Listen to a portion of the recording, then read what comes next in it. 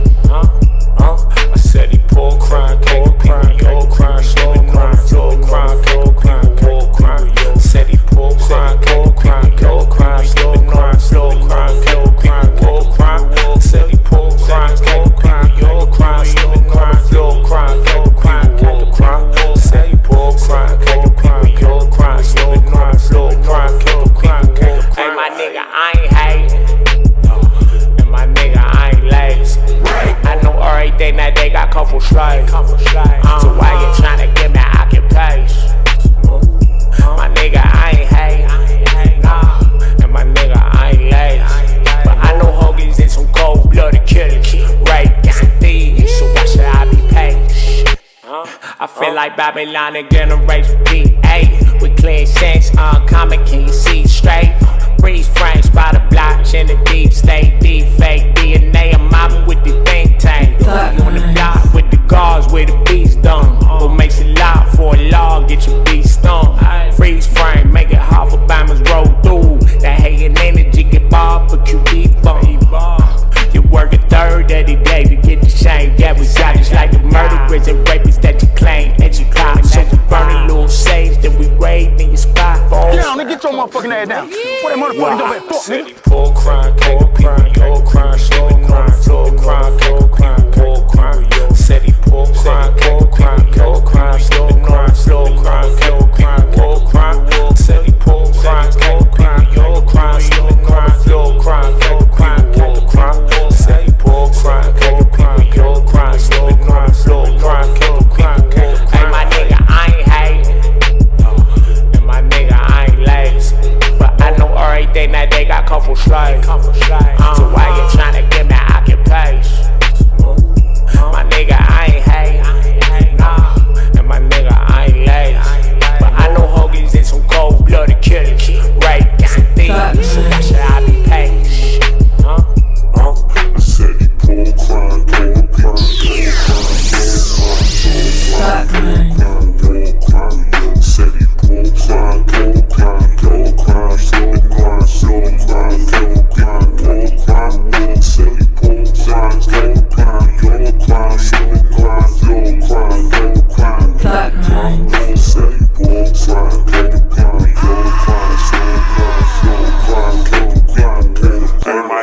I ain't hating, and my nigga, I ain't lazy. But I know everything that they got come for straight. So why you tryna get that occupation?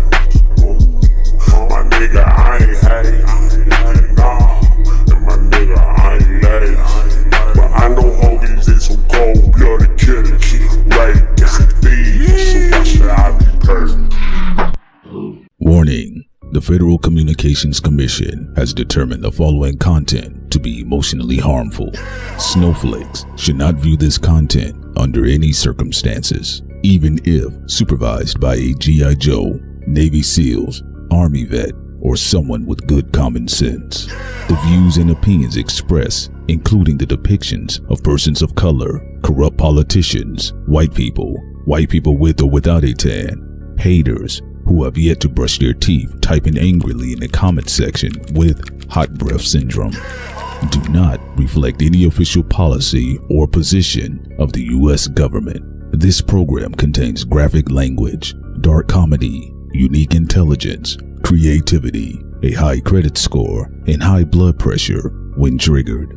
This program has also been accused of racism, violence, misogyny, mansogyny, feminism, MGTOWism, defacement of celebrities, and of course, being a bully. Welcome to Thought Crimes.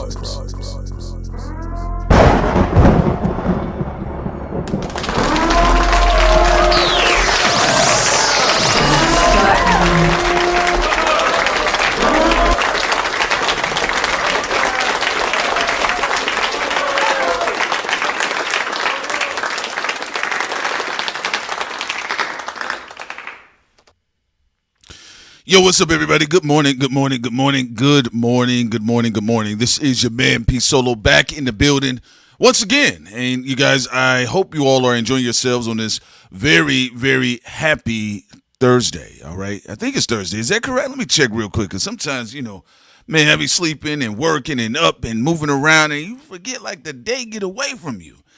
Like, man, what do you mean it's Saturday? All right? So shouts out to you all wonderful people too. By the way, the people that are sliding in right now, folks, you guys know what time it is as we have been continuing on, pressing forward with our wonderful morning ritual here. Today we're going to be discussing Nolan Wales' autopsy, all right? Just pretty much the findings and sharing, my thoughts on it. Again, I don't know exactly what all happened with that situation. Look, it looks suspect to me. I'm going to just keep it triller with you. I done been all through Mississippi, so I already know how they get down out there. But shouts out to our Mississippians, too, by the way. Y'all know what time it is out there. Alabama, Georgia. Y'all know what time it is. All right? But, yes, it definitely looks suspect. And, of course, we're seeing grifters on the left and the right swooping in on yet another dead black boy's body, all right? Basically, a teenage or black person's body. You guys know how it is, especially with the black boy. Oh, my God, they love it, love it. Oh, is that the body of a young dead black male? Let me swoop in and get that federal funding, all right? So you guys know that. We got Officer Hatem out here trying to distract, the far right because they found out. They said, hey, buddy, are you taking money from Israel? We agreed with you about the anti-black stuff, but I'm telling you, the buck stops with Israel. All right, so, we're seeing people popping up, saying what they need to say. And like I tell you guys all the time, for those people who had an illustrious career on social media, you guys know how this goes. If there's a dead black body and there's public notoriety, you already know that most of the people in media feel like we's about to eat. All right. So, yeah, I'm going to talk about that briefly. Play some news clips. Again, I can't, piece everything together, but I'm not going to lie to y'all. That damn beach party to a person like me, that looks like a damn horror movie. I'm not going to lie to y'all. Okay? Even white guys that I knew, all right? And some people say, hey, man, you want to hang out with us? I'm like, oh, well, who's all going to be there? It's just you, a couple of fellas, and I said, can I see some video? Yeah, man, this is all of us. This is like 13 white guys. There weren't even no women. I says, I don't know, but that sounds like a Klansman ritual. Oh, my piece, only you're so funny. All right, I get it. So, yeah, absolutely. You know, it's unfortunate. But, man, I've largely clicked out of the Nolan Wales situation. Not out of do I think it's a distraction or I'm upset about it and I can't make my lemonade. No, I'm going to be honest with you all. We are in a ugly side of an uglier thing that we love to call capitalism. Okay? You know, if you thought people were hustling before, knock them at your mama's house, right? I mean, the grifting. This here is the golden age of grifting, folks. It don't matter what it is. All right, this is the golden age of grifting. In fact, I remember B-More was showing me not too long ago. It was a guy, it was a black man. Do y'all know this? Maybe the ladies know about this. But there was a brother that he was a chef on TikTok. They said he was getting clout. B-More was breaking it all down to me, right? And she was like, oh, yeah, you know, he was getting all type of clouts. And, you know, black women were promoting him because they felt like he was a safe brand. And then they found out Buddy was grifting. He was talking about harming black women. They don't deserve to live. His mama got on him. She said, boy, don't you ever come by my house. I can't trust you. Joe Black Hannibal Lecter ass. Blanable Lecter. I said, what happened? So, you know, this is the golden age of grifting, ladies and gents. I mean, it's just what it is. So I've been trying to just move around the Nolan Wales situation. Again, peace upon the brother and his next journey into the next life. I hope he's able to generate some great karma here and live a better situation, maybe in an alternate dimension, or maybe he wants to reincarnate, you know, at some other point in time in the future. But I am not one of these people that are online that are talking about, you know, y'all got to understand this. I'm going to get into the other subjects too, but I just got to break this down because I'm just going to lead into this. Y'all got to understand trauma and PTSD will have you just cursing out victims. Y'all ever seen that, like, if a little girl might have been violated, and then sometimes the older women in the house, not all the times, but there are times with the older women in the house, well, girl, why was you so stupid? Like, whoa. Excuse me, I think an assault happened here. Why are you calling the little girl stupid? Why were you so stupid? Huh? Drinking all that damn milk. And look at y'all top heavy. Right? And that happens a lot. You know, so we got to be careful with that. We do that. I keep telling y'all before, you know, witnessing Black Death, whether we visually see the act of Black Death, we see the aftermath of it. You know, it start playing with your psychosis a little bit. You know, you start questioning your environment a little bit more. Especially in the news. I told you guys, it's like Black Death literally drives me. This is one of the reasons why they're obsessed with hip-hop. That's what they're obsessed with hip-hop about. Boy, they love it. Ooh. And y'all got to understand, like, rappers be dying pretty. They be dying pretty, legendary. They be dying like Brad Pitt in Troy. And people, they go back and they like, damn. And then the next new rapper come up and like, yo, I want to go out like him. So, you know, the people in control of hip-hop, because it ain't ran by black folks. I don't care how many times they be on the mic talking about, you know, this, that, and the third. I said, bro, ain't y'all don't run nothing. That's why y'all hear me talk the way I do. I hate when they try to muscle me somewhere. Get out of my face. You are literally getting bullied by somebody the size of Chet Hanks. Get out of my face. But yeah, they love that Black trauma, Black death shit. I mean, there are some channels they routinely report on the atrocities concerning Black American men, Black American women. Some folks even cover the international Black community. I don't have the mindset to do that every day. I remember maybe the first 3 or 4 or 5 years of Thought Crimes, we was routinely like Philando Castile, Sandra Bland, Tatiana Jefferson, Tamir Rice. Well, that was a little bit before Thought Crimes, but we covered all of that. And I'm going to tell you something. I said, oh, man, I got to take a break. You know, because especially if you already grow up in a certain environment, you already seen a lot of Black death. I done already seen body drop. Okay? So, you know, at some point in time, like I said, you know, we just have to kind of manage our own trauma, whether we want to admit that that's what we suffer from. So sometimes we call dead black victims stupid. Now, some people do be stupid, but I always say you got to ease up when you get to the kids now. You can't be like, little black dead kids are stupid, but we need to over-explain R. Kelly. Get out of here. Come on here. Get out of my left ear. We need to explain and expound P. Diddy. Get out of my face. Get out of my face. I done seen this over and over and over. So I always say that, you know, whether you agree politically with the parents or not, you know, dead black children are dead black children. And again, I think it's very disgusting when I hear some of us talk the way we talk. I'm just keeping it trailer with y'all. You can't default to the white man on this one. I'm seeing it from black lips. And some of the Negroes get on the microphone. I'm like, brother, you didn't even put no shea butter on your lips. Bro, you literally got food in your mustache. And this is how you get cooking. So, you know, I'm going to get into that a little bit. I'm just going to react to some of the clips right now. They got Benjamin Crump out here. I don't have much to say about Benjamin Crump. I've seen him in person moving through Houston a couple times. He's usually popping up there all the time. I don't know what goes on with Benjamin Crump. I'm going to keep it trailer with y'all. I have no idea. You know, I haven't even really looked into the man's record. Okay? I don't know what type of boxing record he got. I don't know if the man is 21-0 or if he's 0-18. I have no idea. All I know is when Benjamin Crump shows up, it is about to be a circus.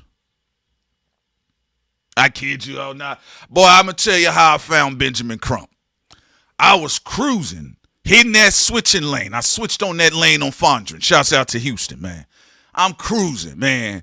And I see all of these people. Like, I'm seeing brothers walking around with barrettes, right? And berets, right? So they kind of got the Sauce Walker little pigtails, but they got like Black Panther hats on. So I slowed down. I was like, man, what's going on here, man? I'm like, and I pulled up to, I was like, hey, buddy. He was like, yeah, man, what's up? I said, yo, y'all filming a video? He's like, nah, man, we standing up for black people. I said, word, what's going on, partner?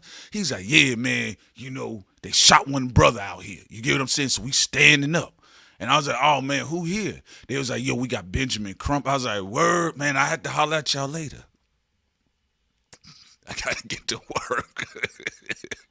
I got to get to work. Look, so I see that people online, they also are talking about Benjamin Crump. Some people are condemning him. You know, again, I never met the guy, you know, but I have seen him in person several times. And again, it's just what it is. You know, at the end of the day, you know, millennials, you know, Gen Xers, whatever generational class you're in, and Gen Z, look, y'all got to just go and accept it, bro. It is a system of racism. I don't mince no words about that, players and playettes. It's a system of racism. You know, you can't tootsie slide your way in and out of this one. It's a system of racism. And it plagues every aspect of black life. It just does. Let me tell y'all something real quick. I was talking to a white guy yesterday. I was out handling some business, and he saw my shirt. He was like, oh, wow, dude, buddy, that's great, Star Wars, right? And, you know, I didn't say nothing about it. I was like, yeah, man, you know, what's up? You know, it is what it is. You know, Star Wars nice. Man, I remember going back and seeing it. Yep. I think it was 1977. Yeah, it was a hell of a time, brother. It's all right now. That's the first brother to come out your mouth. I already feel like, you know, we're doing a little bit of soft launching here. Yeah, man, and I tell you what, man, it's just it's a wonderful thing how, like, the movies can bring us together. All right, that's strike two. Come together right now and lie over me. So, you know, the guy clearly was a little uncomfortable talking to me. But for whatever reason, you know, he saw pop memorabilia, and nostalgia can trigger an assertive effort. You know, if you see one of your favorite nostalgic pieces of pop art on somebody's shirt, you're just going to say something like, oh, man, damn, man, Family Matters. Oh, snap, Fresh Prince of Bel-Air. I remember. right? So you're going to start talking. Man, the person that got the shirt on, they probably like, yo, who the fuck, man, bro, who the fuck are you, bro? You like, oh, shit, man, I remember the last episode, Will Smith was standing there in the living room. I'm like, oh, my God, it looked like my mama's apartment. So that's what he was doing. He was talking to me. And, you know, then he talked about, I don't know, what was it, Dances with Wolves with Kevin Costner. And, you know, I was like, oh, yeah, you know, it is what it is. You know, I'm not a big Kevin Costner fan, y'all. I mean, the only movie I liked from Kevin Costner was The Postman. And so then he was like this, yeah, he did the film Dances with Wolves, and, you know, they said it was going to flop. And I was like, oh, yeah, you know, they do. They did that to Rocky. They got the new Rocky movie out. I was telling them about that. Yeah, they got the new Rocky movie about how Stallone made Rocky, right? It ended up being a big success, right? And he goes like this. Yeah, man, and they really didn't want the film to be made because they thought it was going to be racist against the Indians.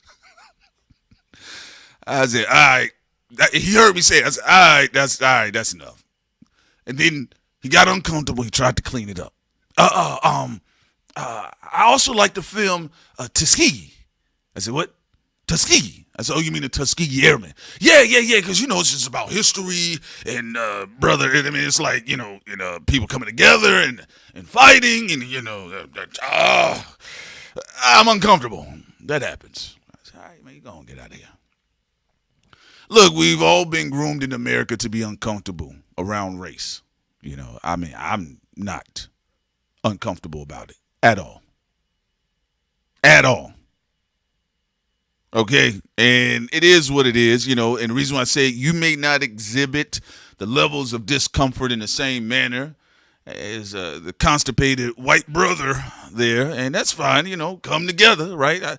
I don't really care like that until people, you know, if, you know, you show respect, I show respect. That's it, you know. I genuinely don't care because, you know, in our own personal life, we got too much to do.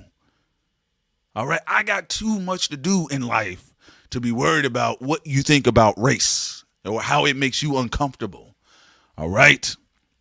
So, you know, whether we're at our jobs, we're overly self-conscious about our decisions, or, you know, when they have the powwow, go John, and you're like, oh, yeah, you know, I think, you know, on aisle 17, you know, maybe we can, like, bring some of the chocolate from 11 to 17. You know, they make you doubt yourself. Race is just one compartment of it. Y'all got to understand, like, how they do this media is big pimping. It's big pimping. You know, like when Jay-Z said, you know, big pimping was harsh, this, that, and the third. And I said, well, look, nigga, you was honest. I mean, I don't celebrate trafficking. I mean, it's some stuff I grew up around and witnessed.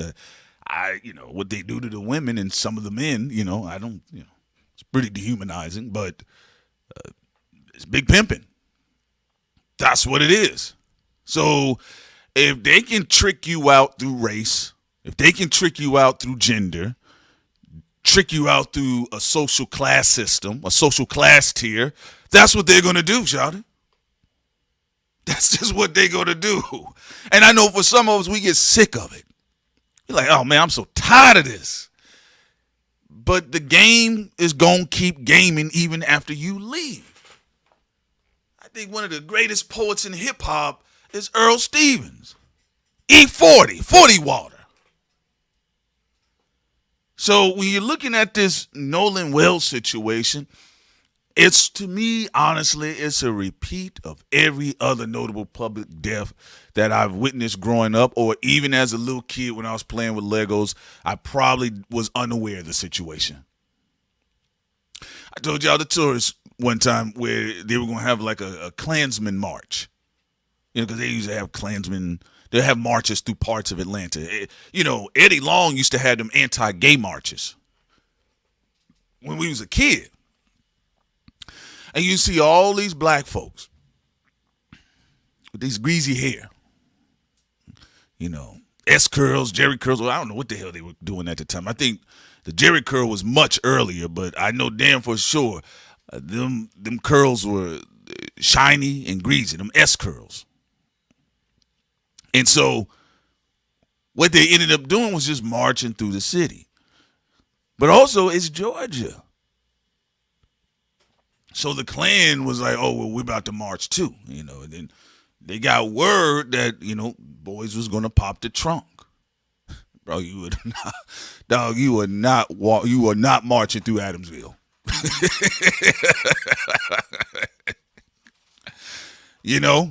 That's why every now and then you hear stories in Atlanta like, a 250 pickup truck with a $6,000 lift up under it.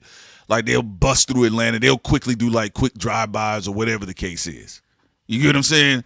But, what I'm saying just in general, you guys got to take all this in because there's going to be another story. Like right now, you hear about all of these random lynchings all over the country. That's why I say what I say about white liberals and white progressives. Baby, black folks ain't got no time.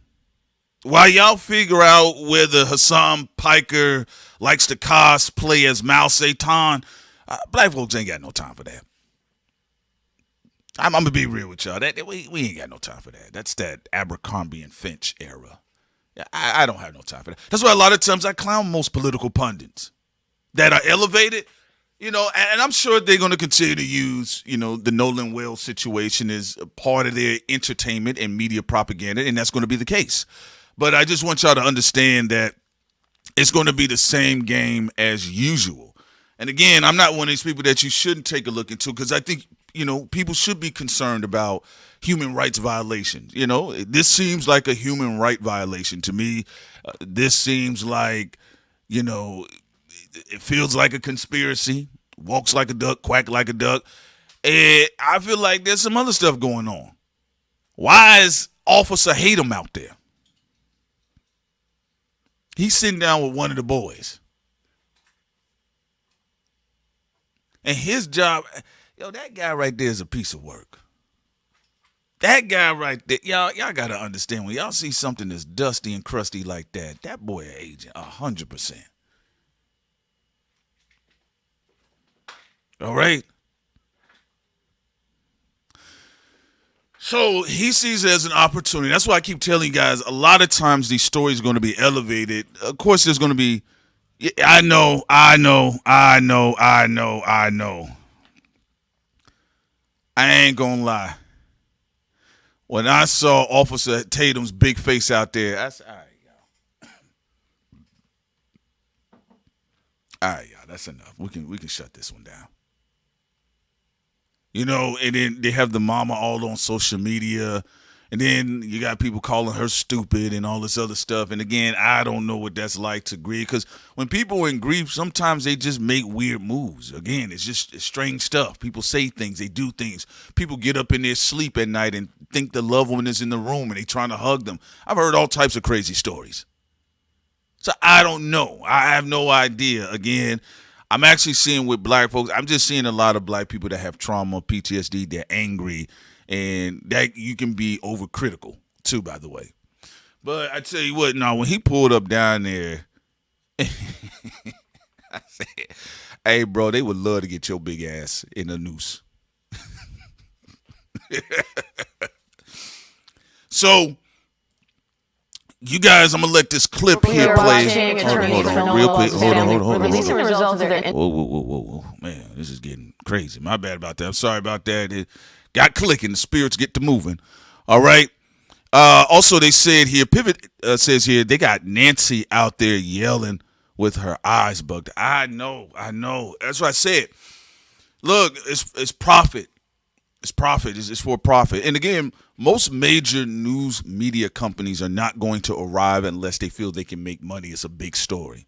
And the Nolan Wells conversation is a huge story.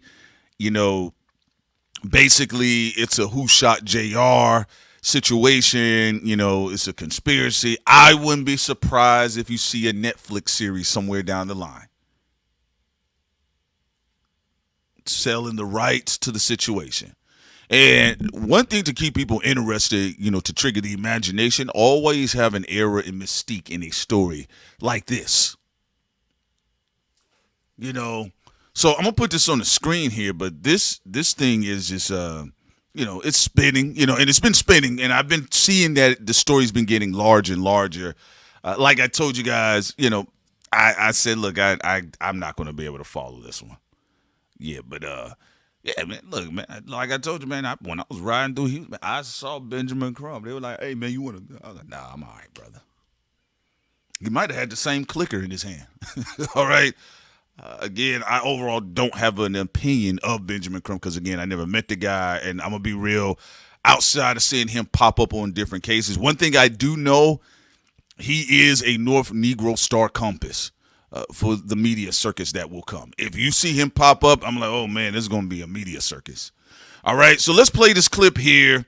These are the findings so far that is being reported about Nolan Wells' autopsy, and let's get into it. We are watching attorneys for Nolan Wells' family releasing the results of their independent autopsy report. 18-year-old Wells died after a July 4th boat trip with friends off the coast of Mississippi. His body was recovered on July 6th, and authorities say they believe he drowned and that there was no indication of a crime. But Wells' family says they have a lot of questions. And the family's attorney now says an independent autopsy found the cause and manner of death to be undetermined, pending more investigation. Let's bring in ABC News Chief Investigative Correspondent Aaron Katursky and legal contributor Brian Buckmeyer for more. So, Aaron, walk us through Ben Crump's arguments here. Why release these results if they're saying they don't have a result without more investigation? Because he promised they would, and the family ordered it, and this is an expectation. They want to keep the case in the public eye. They want to add pressure to Mississippi authorities to conduct what they've called a fair and thorough investigation. And here, the independent autopsy does nothing at the moment, seemingly to be at odds with the initial suspicion that Nolan Wells drowned off the coast of Mississippi. And as I think Ben Crump's comments reflect, the circumstances of what led him into the water are still unclear. This independent autopsy can't determine, and state investigators have not released their findings yet. But it's based on more than an autopsy. It's interviews with eyewitnesses and video and image analysis to try and understand what led Nolan Wells to go into the water and what were the circumstances that led to that. And those questions still have not been answered. Brian, Crump is saying the reason. You know what's interesting about even what they stated about Nolan Wells' death or the circumstances surrounding his death? You know, I did find it interesting when they said, oh, he drowned. And again, you know, from what I was able to gather is that Nolan Wells was actually pretty fucking damn athletic. I mean, realistically, they said he was an athletic 18-year-old. And there were people that said, nah, buddy can swim. Y'all remember when that chef died on the Obama's property? Y'all ever seen that? They got like nigga Aquaman. They said, oh, he just drowned. His family said, what do you mean he drowned? That man can swim backwards, forward, upside down. He was scissor swimming, everything. You tell him swim like a dog, he swim like a dog. Swim like a frog, the nigga swim like a frog. They say, oh, well, you know, nigga drowned. So I always find it interesting, especially when you see athletic individuals and they're like, oh, the person just drowned. Now, it ain't like, you know, they were drinking Grey Goose and Hennessy. You know, they were drinking like White Claws. All right? Have you ever had a White Claw, like them little spicy teas, whatever they are? You know, but they, you know, y'all usually see them like Austin, little city, little parties, you know, people like that. I mean, you know, it's the type of drink when Will Smith has two of them, he's like, whoa, I think I'm an alcoholic. So that's all Nolan Wells really had in his system. He didn't really have, you know, from what I understood and did the research on, he didn't really had any aggressive, like inebriated substances or inebriating substances in his body. So I do find it interesting that they were just putting it out there like, oh, the boy just drowned. He couldn't swim. You know, when he's clearly was a very athletic individual. I'm not saying accidents can't happen, but come on now. Because if you're going to say, even realistically, you know, people, you know, have been athletic and they have drowned. Rest in peace to Malcolm Jamal Warner, was a very athletic guy, multi-talented individual, and, you know, the current caught him where he normally had experience swimming. I just, you know, they had to actually go pull him out, though. You know, with Nolan, from my understanding, they found him where they found him, like, you know, pretty much there. And, it's not like they found him in the, in the middle of the, the body of water, or they found his body at the bottom of it, in the middle of it, because those things do happen, despite you being athletic. But I just thought it was interesting how they just kept putting out there, oh, he just drowned, and made it sound like the man couldn't swim. But let's play the rest of this real quick, because as we all knew, all right, with our 17th sense, we all knew that the results were going to come back either inconclusive or they could not determine the cause of death. I already figured that. And then that's going to add more to the air of mystery, which is not really mysterious for a lot of people that probably like, hey, man, look, looks like it is what it is. But, always try to be careful with these types of stories, because the media is sadistic, folks. And I'm not talking about these three individuals. They happen to work in media, but the corporate entity of media is very sadistic. It's very sadistic. They'll drum up all of this attention, and then they'll have a bizarre punchline to make everybody look stupid. All right, so let's play the rest of this.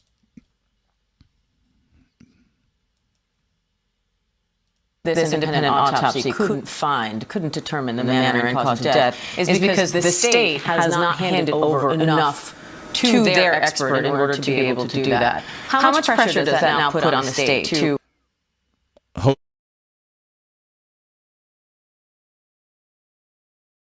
determine the manner and cause of death is because the state has not handed over enough to their expert in order to be able to do that. How much pressure does that now put on the state to release their autopsy results and also maybe give the family and this independent expert more to work with here? How much, I think it might be hard to quantify, but it definitely increases the amount of pressure, because I think while Ben Crump and his team are not providing us with answers in terms of what was the manner of death, what was the cause of death, it at least gives enough to say, okay, this is what's missing for us to be able to do the analysis, because simply having a deceased person or a dead body doesn't give you all the answers. But I think what it does do is he's pinpointing, okay, the throat is a place we need to investigate. Okay, the manner in which his body was found, fully clothed, when we see videos of him without a shirt on, that is another point that we need to investigate to further our understanding of this. Because like any medical examiner, they're not just taking the individual's body, they're also taking the circumstances and the information they have surrounding the body to come up with a cause and manner of death. And Ben Crump, I think, is attempting to put pressure on the state and have other people kind of have this unsatisfactory feeling of we need to put pressure on the state so they can get those answers. I think that is part of the motivation here. And yet, Diane and Brian, the independent autopsy revealed no fractures or deep tissue injuries. And so that does sort of suggest, even if it's not conclusive, that he wasn't beat up. He may not have been thrown overboard. Okay, all right, buddy. All right. Okay, let's run this back. And it shows, or it does suggest, that there wasn't a murder that took place. Okay, look, I'm not saying that accidents cannot happen. People can fall off a boat. Things do happen. Like there has been situations where they've had that, but historically, though, we do got to keep in mind about the corruption concerning Black death. All right, and that's a factor that has to be taken into, because we take that into accountability with missing wives. The first thing they do is look at the husband. Hey, buddy, you better not leave town. What are you talking about? I'm not leaving town. I'm looking forward to.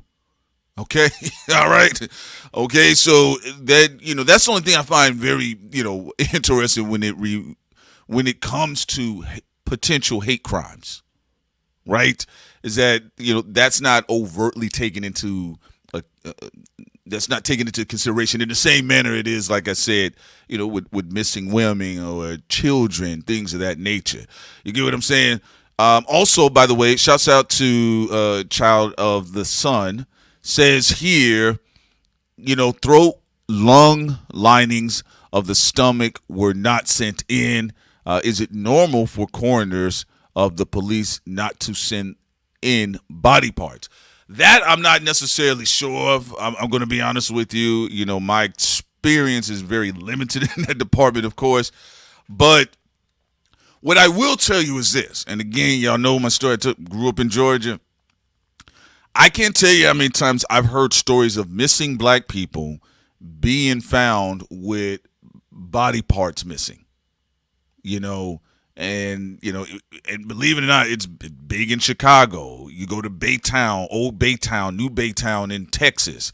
You know, there are a lot of stories of that. So that's why, you know, I'm not trying to be funny. Like, that's why black people's kind of like, oh, man, Get Out is like the damn near the GOAT horror film. Because if you think about, like, the circumstances that go on in America concerning black people missing children, black girls, black women, black boys, black grown men missing. There's like 500,000 plus unaccounted for black men.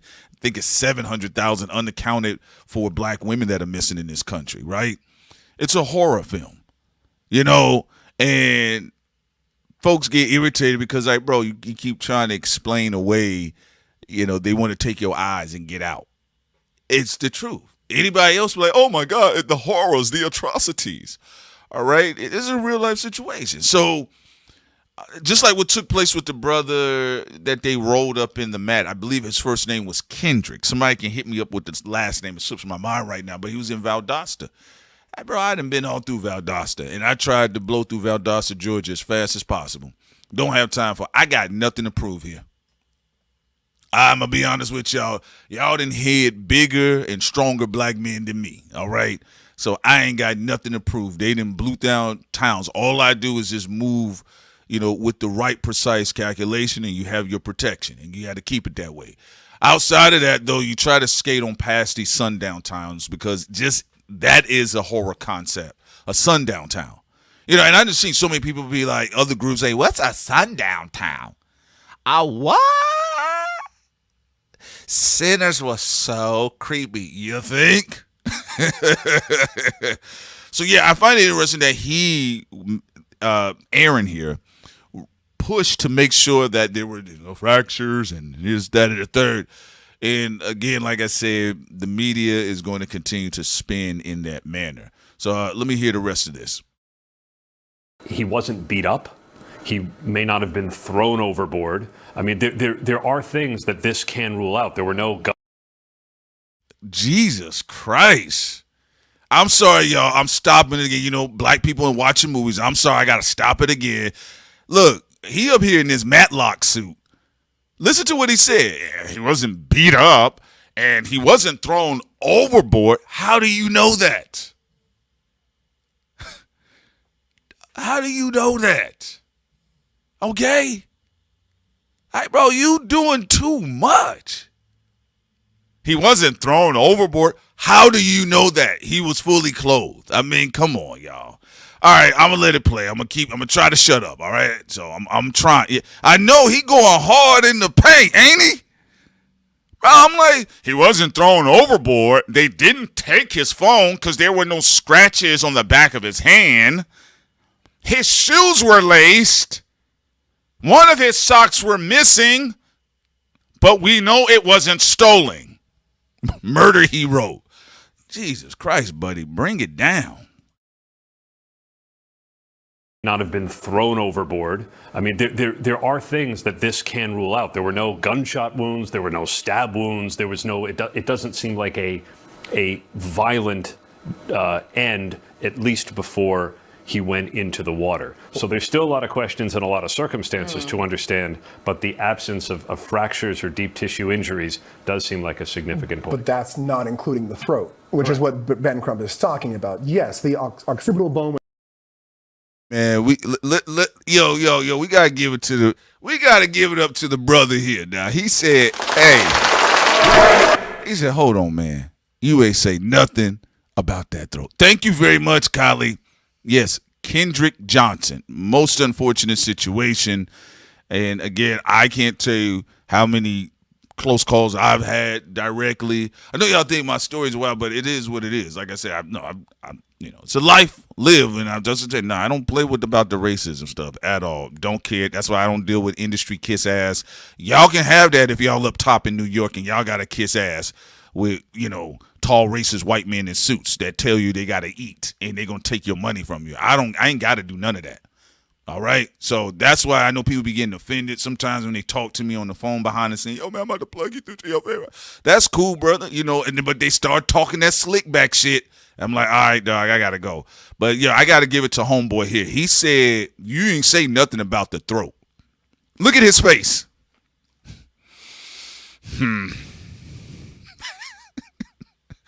So let's run that back because he did a lot of over-explaining, about nothing. So let me let it go. I'm gonna let it keep going. But yeah, I'm already not feeling Matlock here.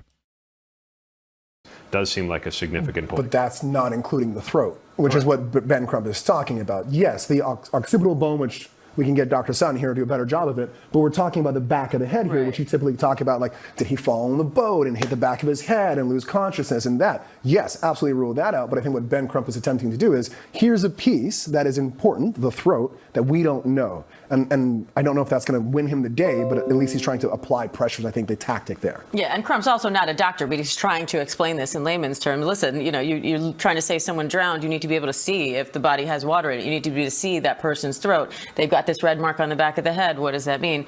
Aaron, how much of the state's autopsy is expected to answer some of these questions that Crump is now posing? Not clear. It depends on the findings, I suppose, and how much of it is going to be released. We rarely get detailed autopsy results. That's something that typically only the families of the decedent end up getting. We'll get a basic cause and manner of death, but the kinds of details that you get in this independent autopsy, apparently with the concession of the family, are rarely released in official. All right, that's enough. It's too much vocal clutter. It's professional stupidity. And I think he was doing a piss poor job, my personal opinion. And I hate his suit. Like, I genuinely hate his suit. It don't matter if he has it buttoned or unbuttoned. I hate his suit. All right. But anyway, yes, shouts out to the quintessential millennial. As always, love the name and avatar. But yes, the absence of his trachea is major. They usually don't report the very explicit details when it comes to this situation. I'll give you guys an example. The reason why you need to take it easy when it comes to them promoting this level of Black death.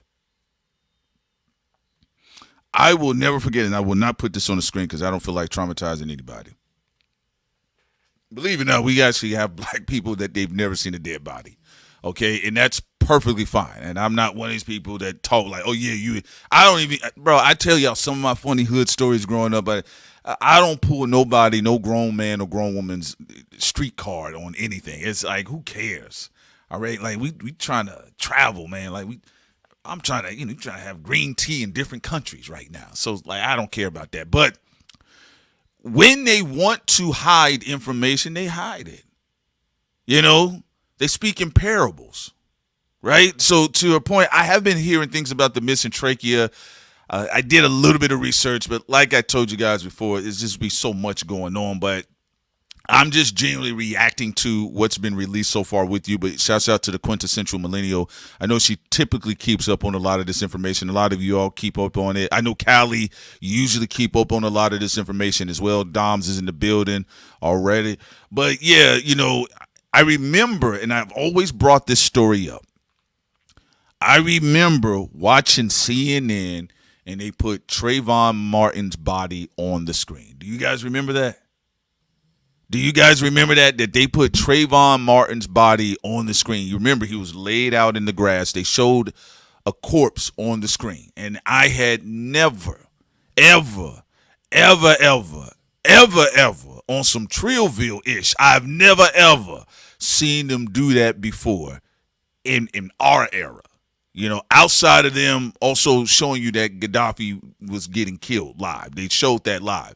So they get their message across when they want to and feel convenient. Yeah, for that one, that is. I'm going to go to some other clips too, by the way, but, I think overall, the guy, Aaron, I think he was doing, his best to come up with his own theory, or do the reasonable doubt stuff. And he was basically saying, he was trying to put it out there like there was no violent altercation prior to. And I'm like, if none of the information is really conclusive right now, why are you even speculating? Because he even went to, well, I mean, we can attest that he wasn't thrown overboard. All right. I'm going to be honest with you all. I'm just, most of the media is going to kind of play these games. ABC, the New York Post. I mean, unless you have boots on the ground, black media, and, you know, I'm not in Mississippi, I think that's probably the most legit reporting you're going to get. And I'm talking about Officer Tatum. You know, I told y'all that guy's a piece of work right there, Officer Tatum. He's struggling, and he's trying to jump boost his brand right now because all of that grift is falling flat right now. That's why you saw Bunny XO popping up in the Drake and Kendrick conversation. Girl, don't nobody want to hear from your trafficking ass. It's like, dog, come on, man. Come on, big dog. You and your skinny fat husband, allegedly y'all out there trafficking snow bunnies with dirty feet in Tennessee. All right? So you got to be wise about a lot of stuff. The media is a lot of grounds. It's a wonderful playground, a lot of real estate for manipulation. I'm going to see if I can find something else real quick here because, like I told you guys, you know, I've largely been avoiding a lot of coverage of it, okay? I am going to keep my eye on it. Sin is going to keep her eye on it as well. But I've mostly been trying to avoid a lot of coverage of it. The family of Nolan Wells I've been seeing a lot of manipulation. You get what I'm saying? Yeah. I mean, I'm just being honest with you all. Like when Bunny XO was talking to that girl and she was like, oh, well, you know, Drake trafficked me and and you know, he's a nice guy, but I hope he finds somebody. And by the way, his dick is not really that big. Like, what is this conversation about? Were you trafficked or not? You get what I'm saying? But yeah, that's what they do. Like, I'm telling y'all, when they fall out of favor with any other area where they don't have to put up with black people, bro, they always gonna come into rap music and hip hop and grift. That's what I said, man. I want to say shouts out to my fellow black folks because a lot of y'all didn't even really know who the hell Bunny XO was. Sin sent it to me. I said, why is she talking to Bunny XO? I said, they got her down as a madam. Okay, y'all, that's a 187. All right, they got her down in a 187 Gibbs and problem, right? They got her down on record allegedly as a trafficker. So that's why it all seems strange. So you got to be careful with that type of stuff. And I keep telling y'all folks, and I know y'all, y'all got y'all picks, but y'all got to understand, man, when some of them pop up, see, it ain't like no Tommy Dorfman. Like when we chopped it up with Tommy Dorfman, that man is 100% thorough. He been boxing with Live Nation for 16 years. But he ain't just popped up. Let me talk about Drake and Kendrick. Where you come from? Nah, he been boxing for 16 years with Live Nation, calling out Michael Rapino directly. Right? 1 crack, 2 crack, 3 crack. Oh, yeah, you federally fucked right now, right? So, you got to be careful with that type of stuff. And sometimes some of us, we be simping. We do. We be simping. Like, I mean, somebody pop up and they dissing Kendrick, they dissing Drake, and they've been in a whole nother space failing. And they're like, oh, yeah, like, I followed them. They down. We told you, that's what happened with Gene Broke. All right? Gene Gay. I predict that Jay-Z's going to go to prison. Let me move it back to 2091. And I told y'all, man, black folks, y'all love some platinum blonde-haired women, white or black, with a crop top, a short cut, or a bob. Oh, my God. Oh, my God. Y'all out of here. Send in the white girls with the blonde bobs. Got them. Like, bro, don't be bringing Gene Gay to me. Thought crimes, y'all ain't said nothing. Y'all know what y'all talking about. Bro, our video up before we talked about Cassie collected evidence with Diddy. What you talking about, Bam? No, don't cry, y'all hate her. Well, sit down, I rock with her. Fuck y'all. All right, my bad, don't cry. I done found this girl racist, man. They got her on Reddit, man. The Reddit community said she racist. Nah, it's all right. All right, it happens. Y'all saw a white woman with platinum blonde hair, and it was short. Okay? So, got to be careful with a lot of this stuff that's going on in media. I'm going to run this other clip here, too, by the way, because I don't want to keep rambling on, unless y'all want me to, but I'm going to shut up right now. I'm going to run this other clip. But basically, this one is a little bit more straightforward here. They're putting up there that autopsy inconclusive. So, you see how straight to the point they are here? Autopsy inconclusive. Let's get it.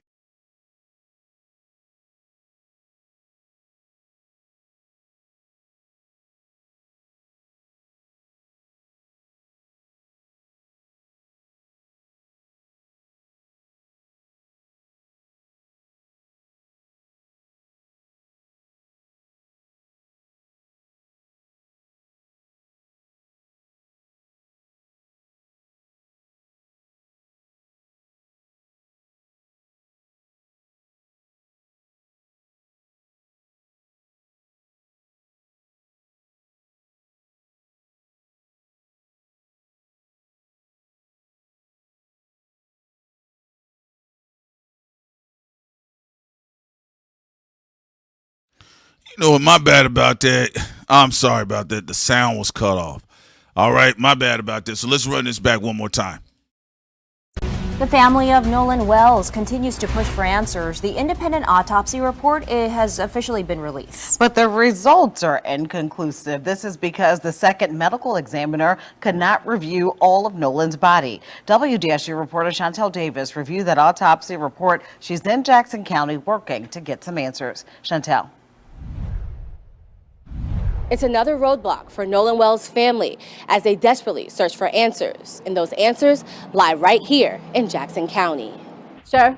Can I ask you a quick question really quickly? Can I ask you a question? I'm Chantel with WDSU in New Orleans. Working to get answers for a family desperate for clarity. The only question that we have is what happened to our son. That is the only question. Nolan Wells' parents remain in the dark despite an independent preliminary autopsy report performed in Washington, D.C. by Dr. Roger Mitchell, read aloud by civil rights attorney Ben Crump during a press conference Wednesday morning. Cause of death undetermined, pending investigation. According to the preliminary report, Dr. Mitchell could not examine Nolan's entire body, specifically the neck area. The report reveals part of the neck were not received with the body. St. Tammany coroner Christopher Tape tells me it's normal practice to keep certain structures when there's a pending investigation. I kept a high odor of larynx and they done a second autopsy, and I would invite them to come in if they wanted to. The family now wants to know, what was the body position when found? Was there water in the airway? Is there any evidence of injuries to the anterior neck structures? I called the Mississippi medical examiner, the Jackson County coroner, and even went to the sheriff's office, but each one of them said, and everything else should be referenced to the district attorney's office. Anything to believe that it's foul play? I reached out to the district attorney's office, but they are not answering questions at this time, and the original autopsy report has yet to be. Oh, wait, did y'all see that hateful? Did y'all see that hateful energy?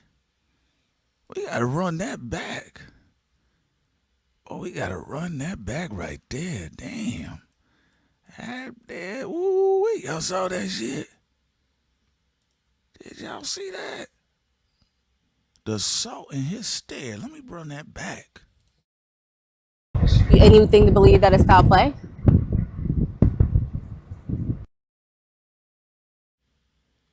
Now, Lord have mercy. Look at that. Mississippi. M-I, crooked letter, I, crooked letter, I. That's the stuff you need to be able to catch. Little shit like that. That's that hate right there. I told y'all, man, I didn't slid through Mississippi. I love them black people out there, because there's some black people, they be boxing like Jack Johnson out there. Because they got to. Not professional whatsoever. But, you know, a lot of times, a lot of these towns, again, be in on it. I got stories of family members. Oh, it's hate. That's why, Wassa, there's hate. That's real hate right there. He can say whatever he want to say with that contaminated water in that bottle. All right? He can say whatever he want to say.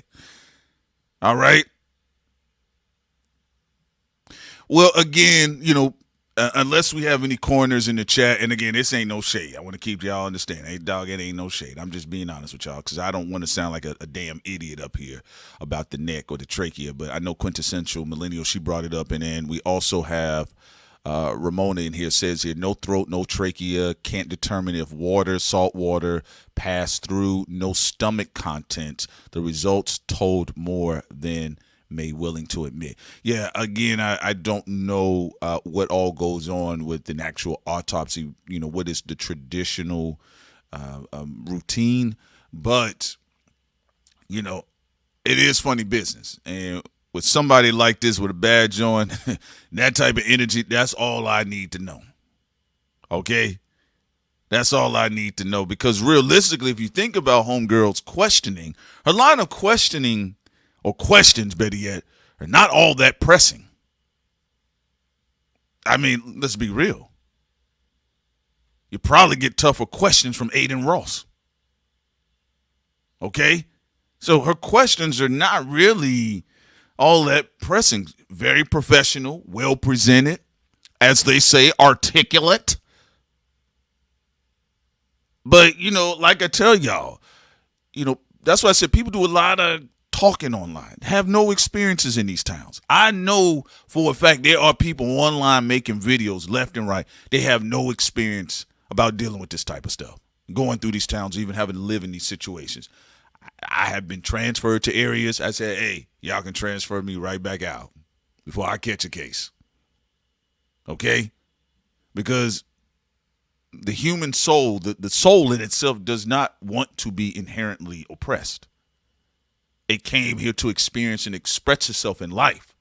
And there are some people that want to sing the song of life, and some people have far more powerful vocal cords than others. And you have souls here that come here and they want to dominate other souls and oppress them. Not even in a competitive fashion, just in a inhumane manner, like murder, cheating, dishonorable competition, shooting people behind their back, lynching them, drowning them, setting them up, poisoning their food. There are souls that come back for that. So I do see a lot of people online, you know, jaw-jacking, a lot of lip service. Well, what I would have done, yeah, you would have went missing, nigga.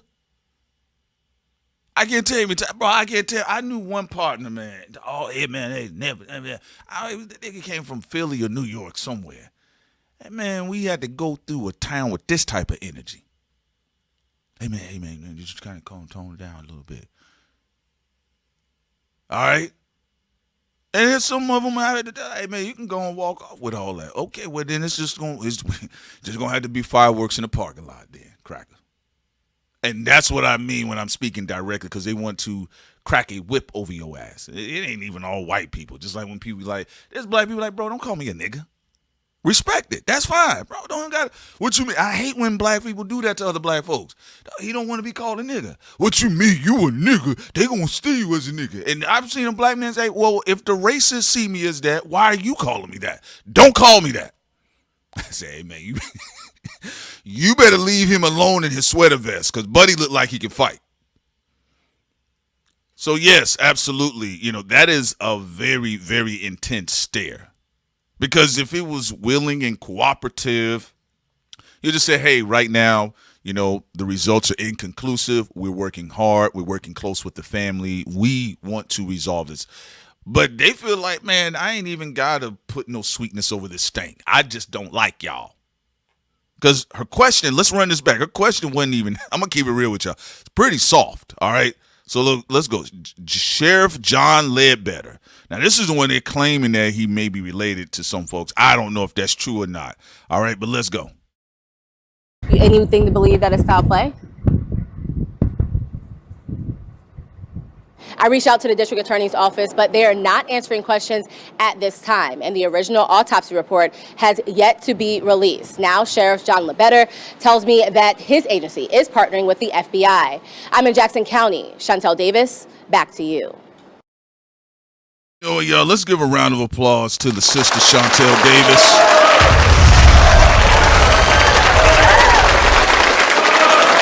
All right. From my understanding, they said that she came all the way out from New Orleans, okay? So boots on the ground or heels on the ground. You know, she's out there And she looked Sheriff Ledbetter right in his face, and he couldn't even answer.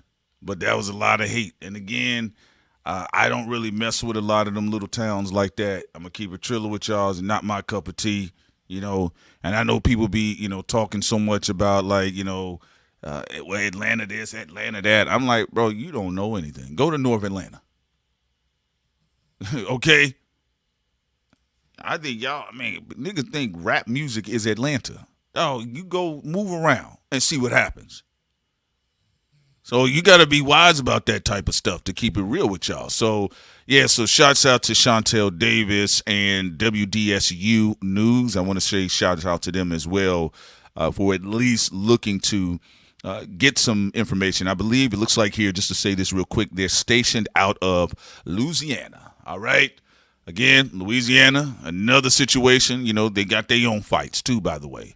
All right. But yeah, look, all I can say right now, folks, I'm going to have to keep pulling up clips. Or if I move any further, ladies and gents, I'm going to keep pulling up clips of, you know, either people being biased against the situation or not, you know, showing journalistic integrity, or we're just going to keep coming up with inconclusive issues. Right. So right now it is what it is. But again, you know, just by default, there's a lot of triggering findings that are going on right now. What Nolan Wells' preliminary independent autopsy findings reveal about his death, it's going to be just the same script. Okay, when you start seeing CBS, NBC, ABC, they do get a same script. They do get the same script. All right, you know, so I'm going to be interested to see what happens. But if there's anybody that has, you know, done any autopsy, have worked as a coroner, or, you know, even if you've done it on the side or whatever the case is that a normal procedure? You know, matter of fact, let me see if I can find that. I might look that up myself while we live. But I want to know if that's a normal procedure, because I do know there are certain parts of the body, you know, certain things that are kept to do further findings. But, you know, from what it's looking like right now, you know, not being able to determine, you know, if there was even, you know, water in his lungs and things of that nature, you know, it's a little bit suspect, of course. You know, the whole situation is very uncomfortable. All right.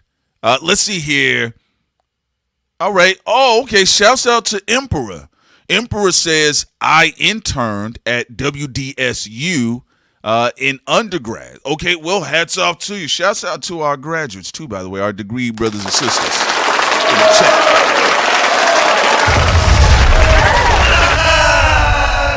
All right. The news will make sure they feed both sides to keep the pit stirring. You are 100% correct, Pivot.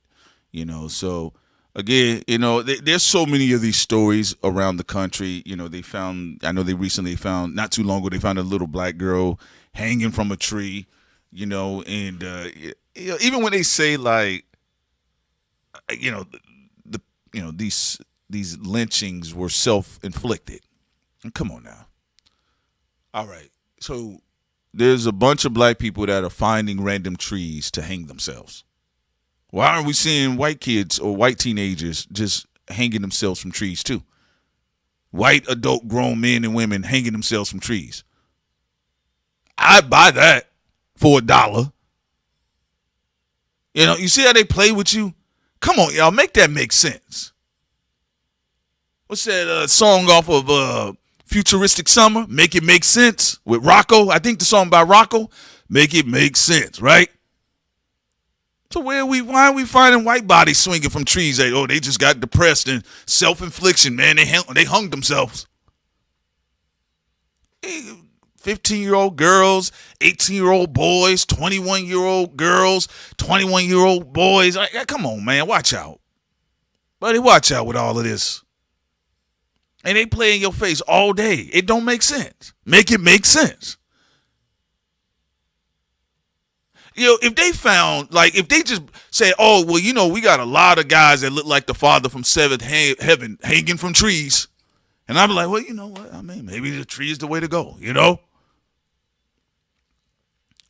All right, Crown K says, the news to me, typically the body left intact. It was, I guess, your typo, but shouts out to you, with the exception to organs, with the exceptions to the organs. Yeah, so again, like, I can't get too far into the rabbit hole. I will wait. Do I have my own theories? Yeah, absolutely, of course. I've been through Mississippi. I already know how they get down. I actually been through that part of Mississippi. I know how they get down. So, like I said, ladies and gentlemen, boys and girls, take your nervines. Meditate. Gain some sort of spiritual practice. I don't care what you do. Buddha, Muslim, Christian, Jehovah's Witness. Get some sense of spiritual compass about yourself.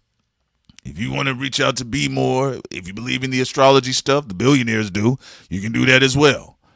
But you're going to need some sort of spiritual practice because, look, there's a level of demonic rule in this plane that's just unholy.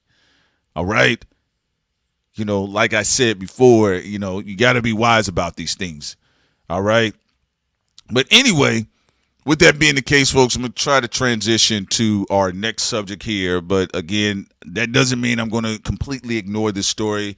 If any more information comes up, you guys can always, you know, hit up our Patreon. We always post these stories. We write. Sin and I write our articles a lot of times. Or, you know, Sin may record a podcast. I may record one, or we do one together. We do live streams. We'll be doing some more live streams. I may be looking to set up something this weekend. Maybe an album review, you know. I don't know how interested y'all are in Rick Ross, you know, with his album. I heard the 3 songs from it, the first 3 songs. It wasn't really all that bad. I know people are saying he's flopping right now because he did troll Drake. And look, I'm going to be real with you. Ross is his own guy. He can do whatever he wants. That is a grown-ass man. But I'm like, partner, okay?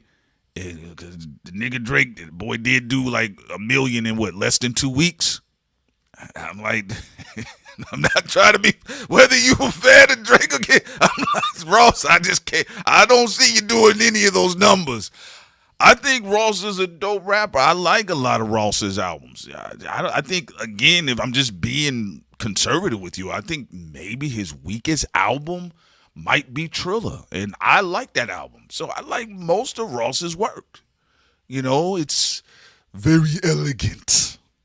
I actually think Nipsey Hussle's album, Victory Lap, is a student of Rick Ross's discography. Of course, you sprinkle in some Jay-Z in there, but mostly very heavily influenced by Rick Ross. You get what I'm saying? All money in, no money out.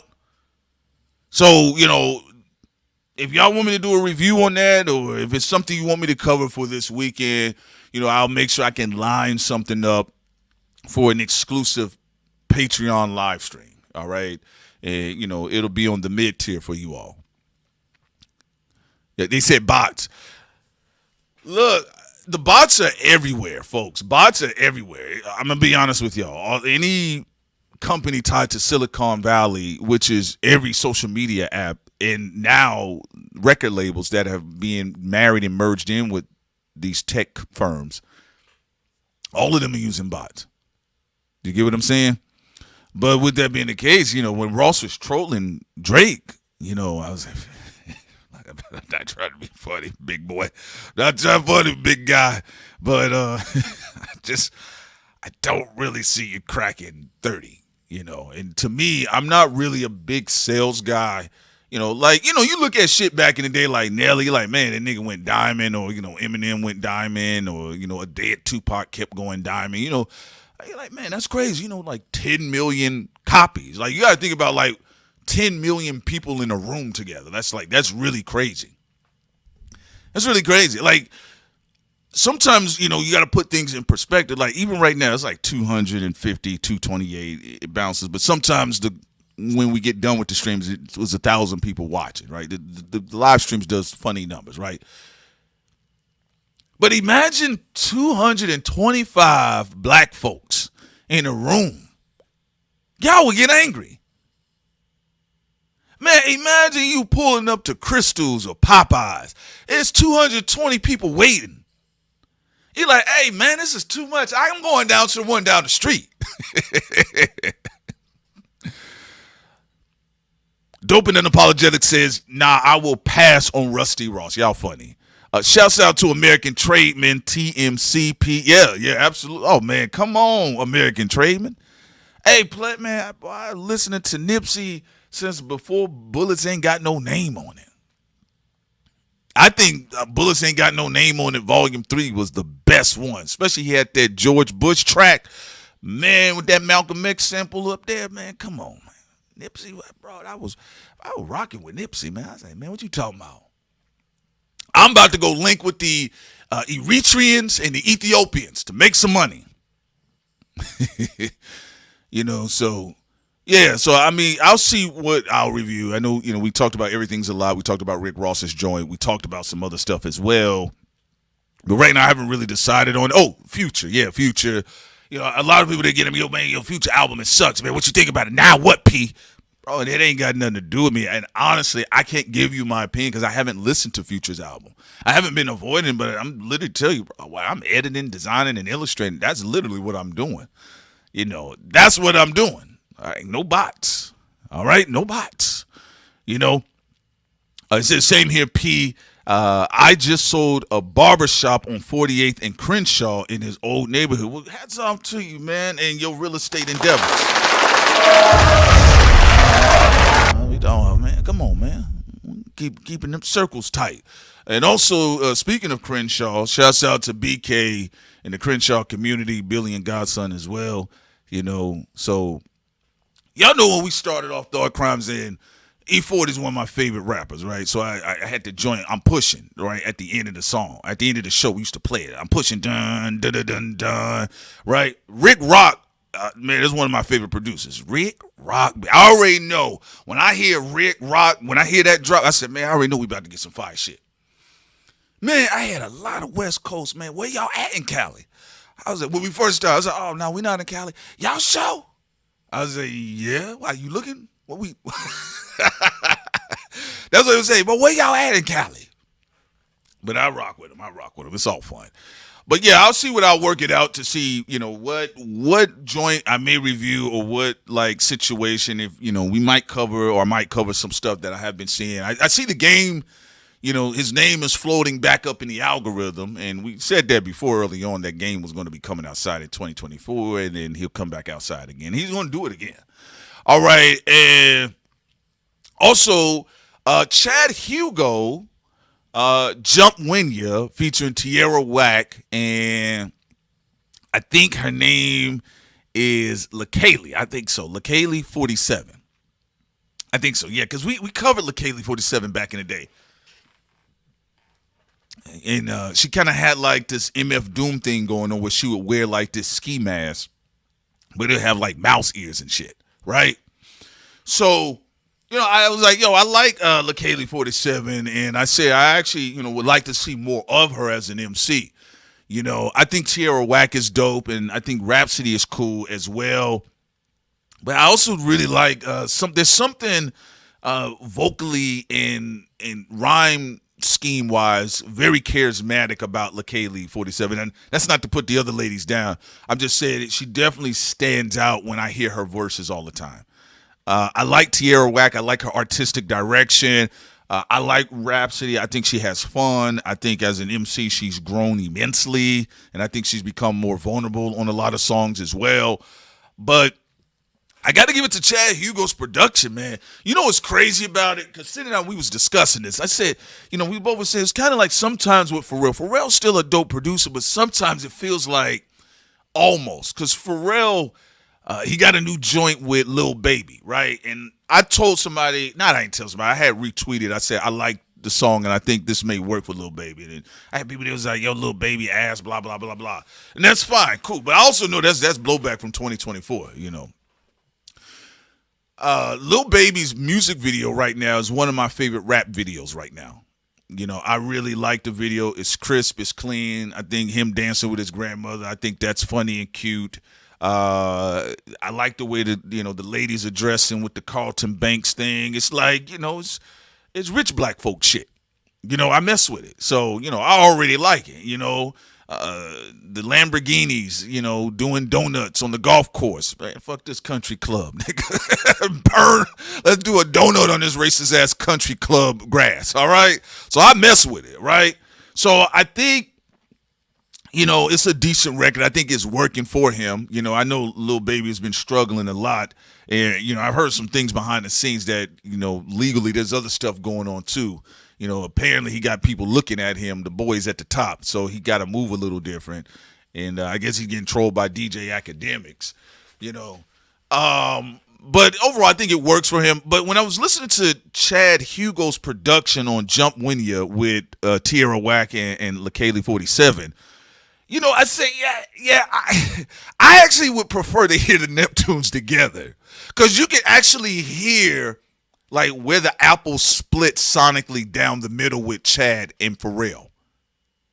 When I listen to a Pharrell record and, like, what he's doing with the clips, what he's doing with Lil Baby, like, Pharrell does his thing. But then I hear Chad, and Chad goes, like, really off into spacey foreign territory, right? It's very eclectic. He actually has far more eclectic styles of production overtly than Pharrell. Right? Because Pharrell is going to always kind of like bring it back to the Virginia niggas. He going to bring it back to the New York niggas, right? But Chad is like, dude, I'm going to go all the way out. Like it's Tony Hawk, doing turnpikes on Mars. That's what it sounds like. I do hate that they split up though. Like I do hate it, man. Because I was listening to it. I was like, damn, man, like why? What the hell, man? Why ain't we getting no Neptunes type shit right now? I think they've influenced a lot of people. Neptunes has a huge influence on Tyler, the Creator. A lot of times when I'm hearing Tyler, the Creator, sometimes in my head, I feel like I'm hearing is Neptunes all over again, NERD. And I'm not saying Tyler don't do his own thing. I like Tyler's later work, like his last 2 or 3 projects versus like, Flower Boy on back, even though I feel, Flower Boy is a turning point in his career. But yeah, on back, I'm like, nah, dog, I'll pass. Cherry Bombs, pass, hard pass, right? But his later work, Chromacopia and all this other stuff, I think I like it. But yeah, I think Jumpupw, I think that's a really good joint right there. I think it's a good song. I think the video, it wasn't bad, but it definitely got AI in it. But Leikeli47, I would love to see more of her. I know she's still been spitting. I know she's still been doing her thing. But I think she's a fantastic MC, a lot of charisma. And, I just wish it would be nice if Chad and Pharrell could get their shit together. But y'all know what it is. Like, if money's missing and, you taking some scratch out of my pot. Like, we just can't be cool. I don't care how many classes we got. So I respect it, though. On principle shit, I respect it. It is what it is. I hope they could get it right. But, the NERD run was fire. The Neptunes run was fire. And it just don't really feel the same. I don't think Pharrell's a trash producer. But, it just don't feel the same. It just don't feel the same. Let's see what else we got in the chat. Yeah, I agree. All Pharrell had to do was pay Chad. That's it, buddy. Like, pay that man. Bro, you ain't going to be able to cut Chad out of history. Pharrell, of course, he going to have a bigger name. And he the black nigga. So he going to be automatically by default, he plugged in with the other niggas. All right? For a long time, when Pharrell popped up, like, we didn't see Chad. And then when people found out who Chad was, it was like, oh, I didn't know the Neptunes was like 3 people. Because there's another brother, I forget his name. I think he got married to Andy Garcia's niece, if I recall correctly. Right? Yeah, but, Chad's a part of hip-hop history, folks. It's just what it is. Like, oh, them arrangements, them spacey arrangements, that eclectic stuff that later influences the likes of Flying Lotus. Bro, all that shit, Chad. If you think I'm lying, all you got to do is listen to Pharrell's production without Chad. Pharrell does go into spacier, atmosphere, but realistically, it's not really eclectic. Like, if you listen to the production he gave for the clips, the joint he did for Rick Ross, and then this recent one with Lil Baby, you kind of get an idea of like his style as it stands today. But every time I hear Chad Hugo, he's always in another dimension with some crazy shit. All right? So yeah. Quintessential says, I was today years old. I thought the Neptunes were just two people. Yeah, let me put this up real quick. The Neptunes. Yeah, it's no. The Neptunes, if I recall, there's a third guy with the Neptunes. Hold on, let me see if I can find it. No. There was a third guy. I forget his name. But he usually be in the cut. You know. Yeah. All right, here we go. What's your favorite track produced by the Neptunes? This is a Reddit post. I got to find out who this guy. I got to find his name. Let me see something real quick. Maybe you guys might drop it before I get a chance to get to it. Yeah, the Neptunes was fire, man.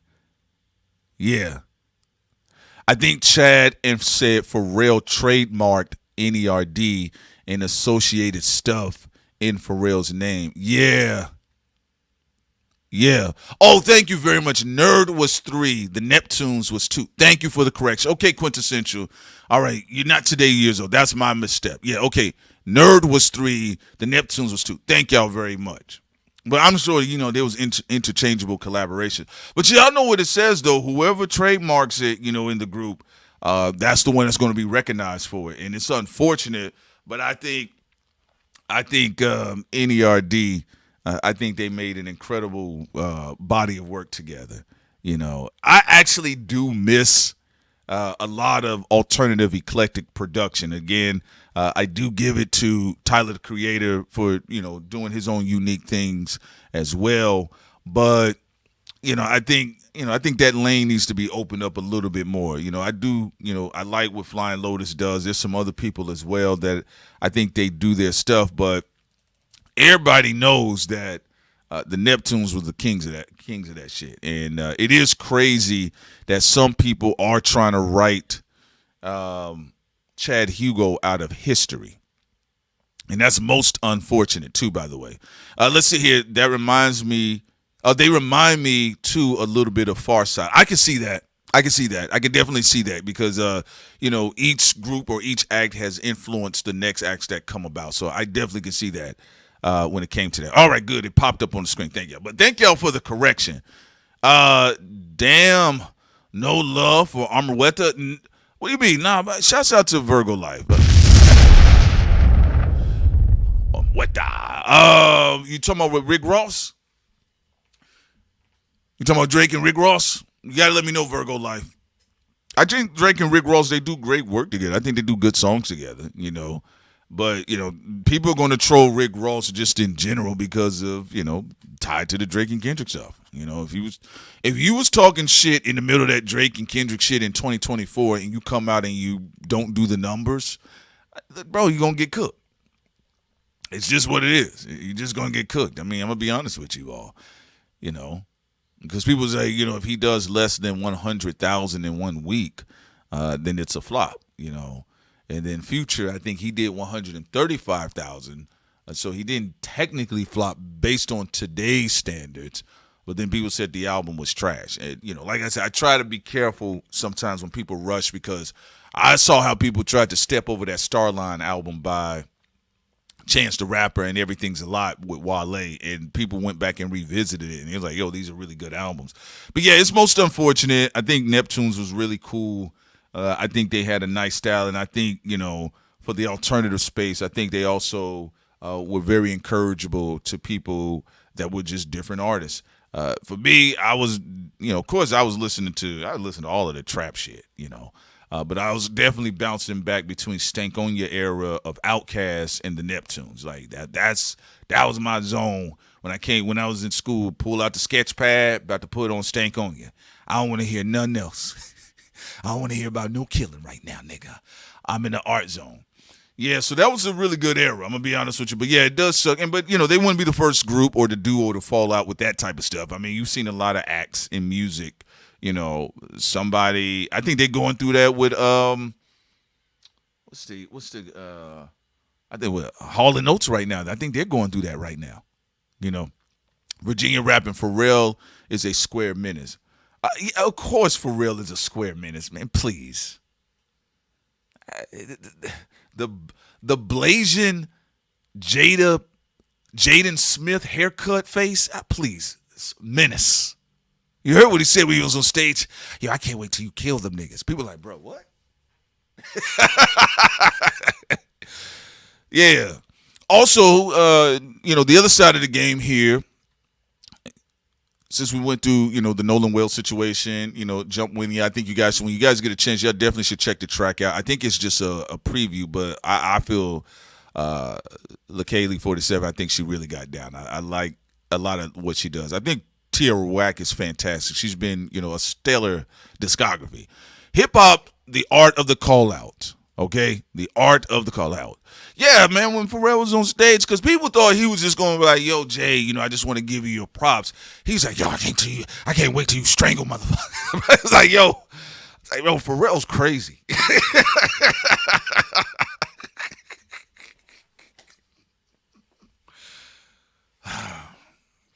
Yeah, Pharrell's he's wild, man. He's wild, man. Pharrell's left eye was twitching under them glasses when he said that. I was like, yo, Pharrell angry.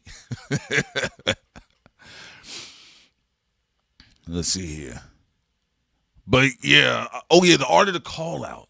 One of the things we was just going to talk about here. Game is back in the algorithm, because, people are talking about Game and Kendrick, and whatever is not settled with them seems to still be the issue or an issue. I think both Kendrick and Game are trolls. I think they do it differently. I think Game is overt. He's an overt troll. He comes right at you directly. I think Kendrick does a lot of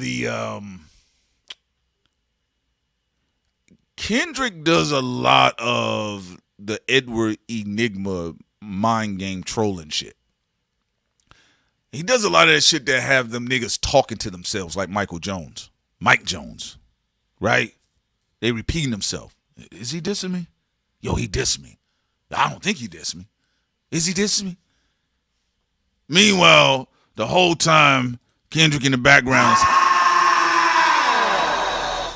So that part I've seen with Kendrick, I said, no. Like, I know, people think he's a little huggy teddy bear. But I said, that nigga's a sadistic troll.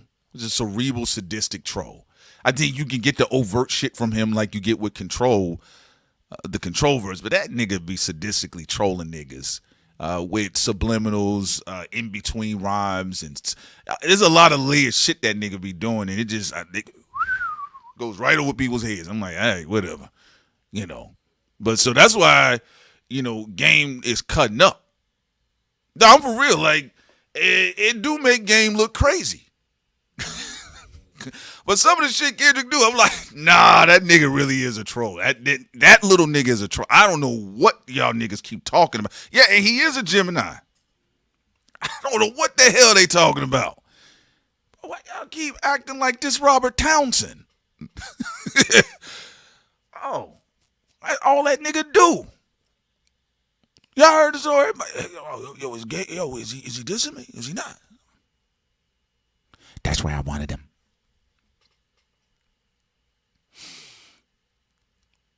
So, but as far as the caller, I think Game is one of the,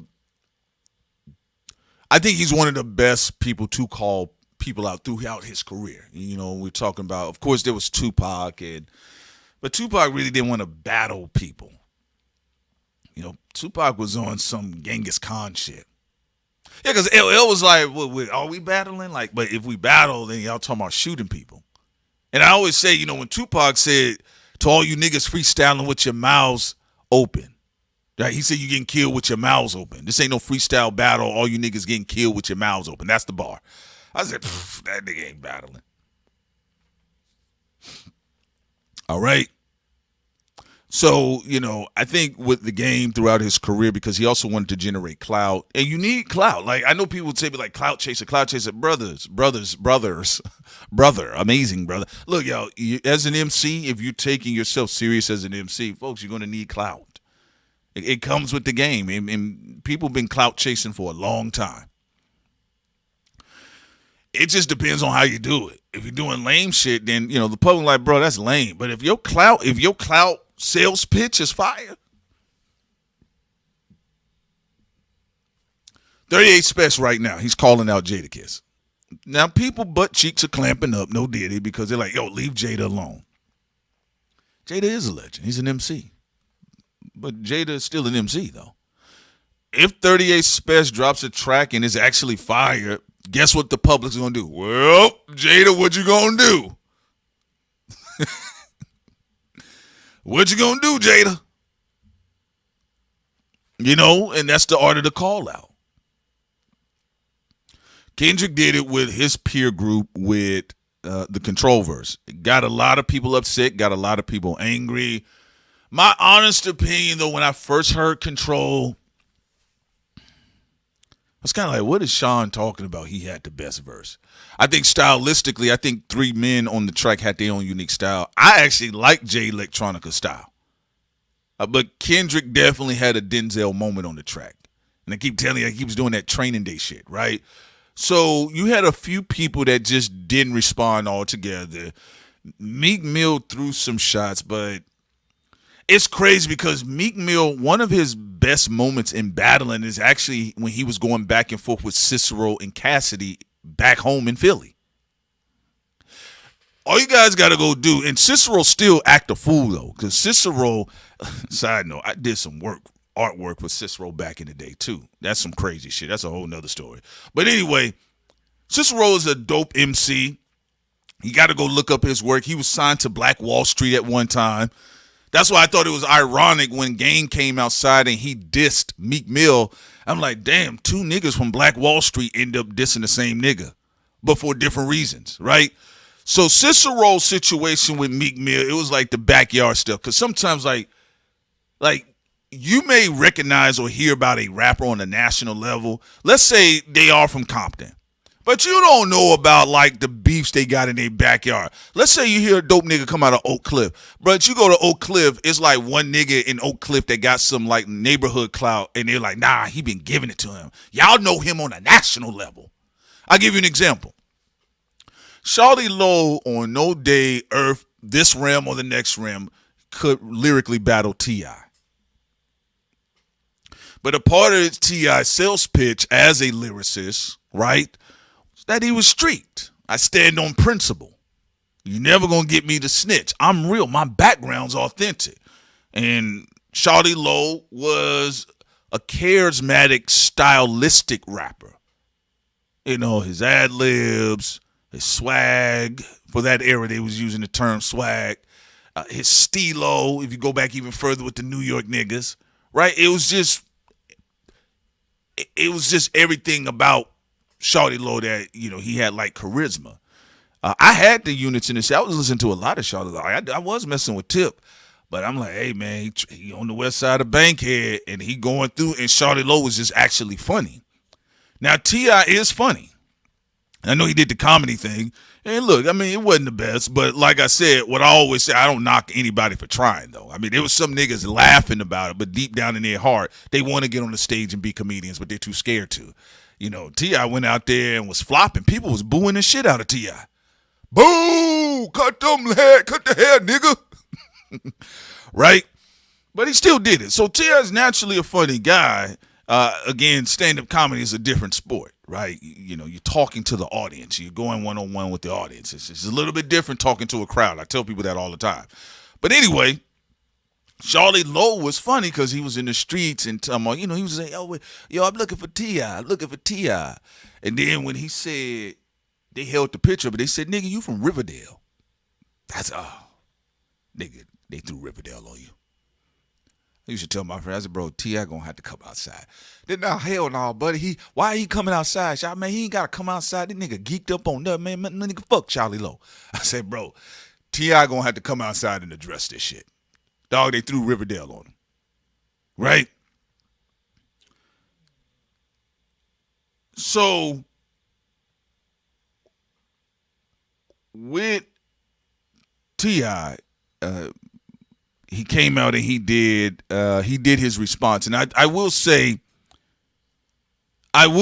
for Shawty Low, he did get him to come out. I told him I should have bet it though. We should have put some money on it because they really believed T.I. was gonna overlook this nigga. I said, bro, T.I., he might be in Hollywood right now, but that nigga like coming back home. He like walking around the city having his rep not questioned. Shawty Low out here disrupting the shit out of that. And people on a national level didn't really know that. They didn't really know anything about that, to be honest with you. You know, some folks are like, if you in Texas and you listen, like, bro, who the fuck is Shawty Low? Man, that nigga. Because you thinking from like a lyricist standpoint, you're like, bro, Tip rap better than that nigga, right?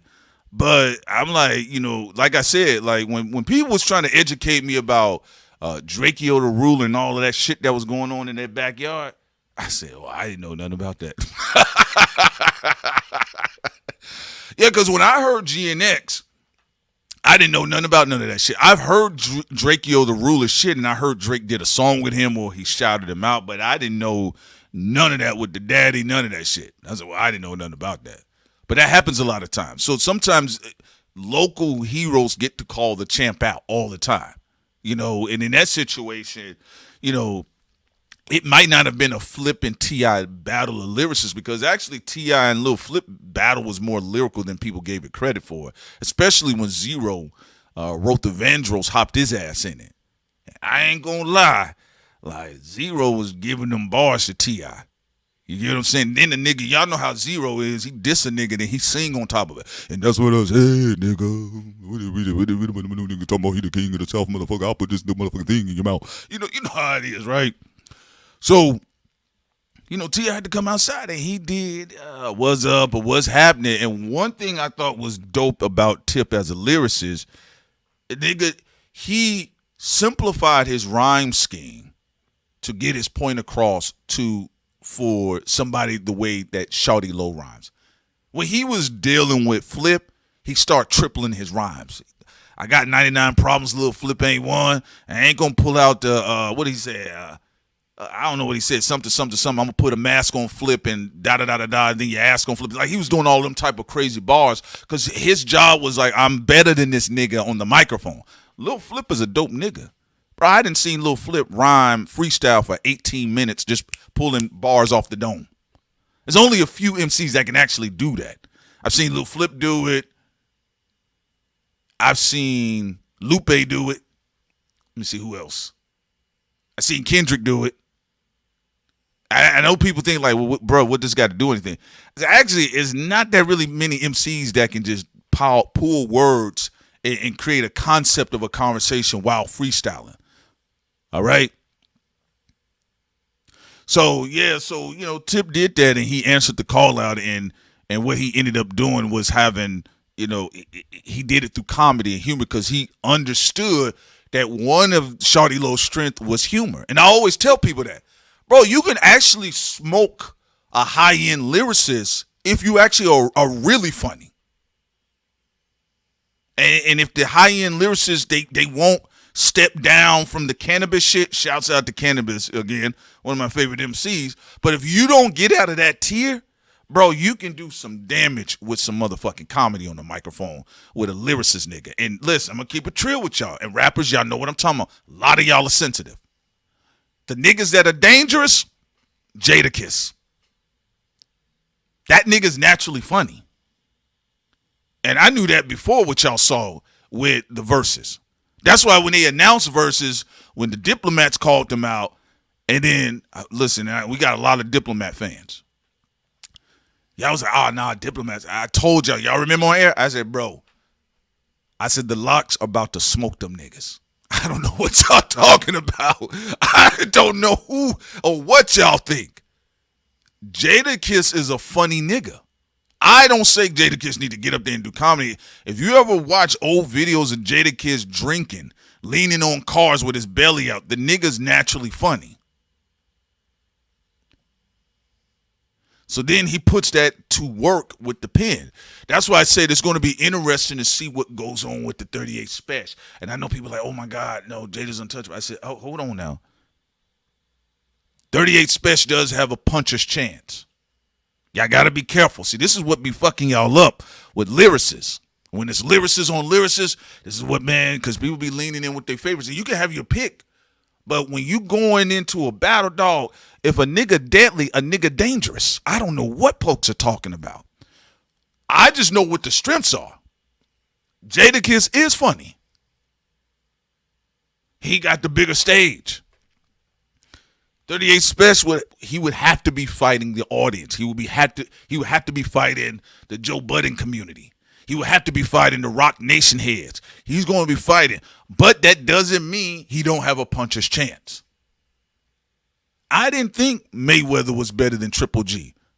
But Mayweather's own daddy said, man, I don't want his ass in the ring with that motherfucker.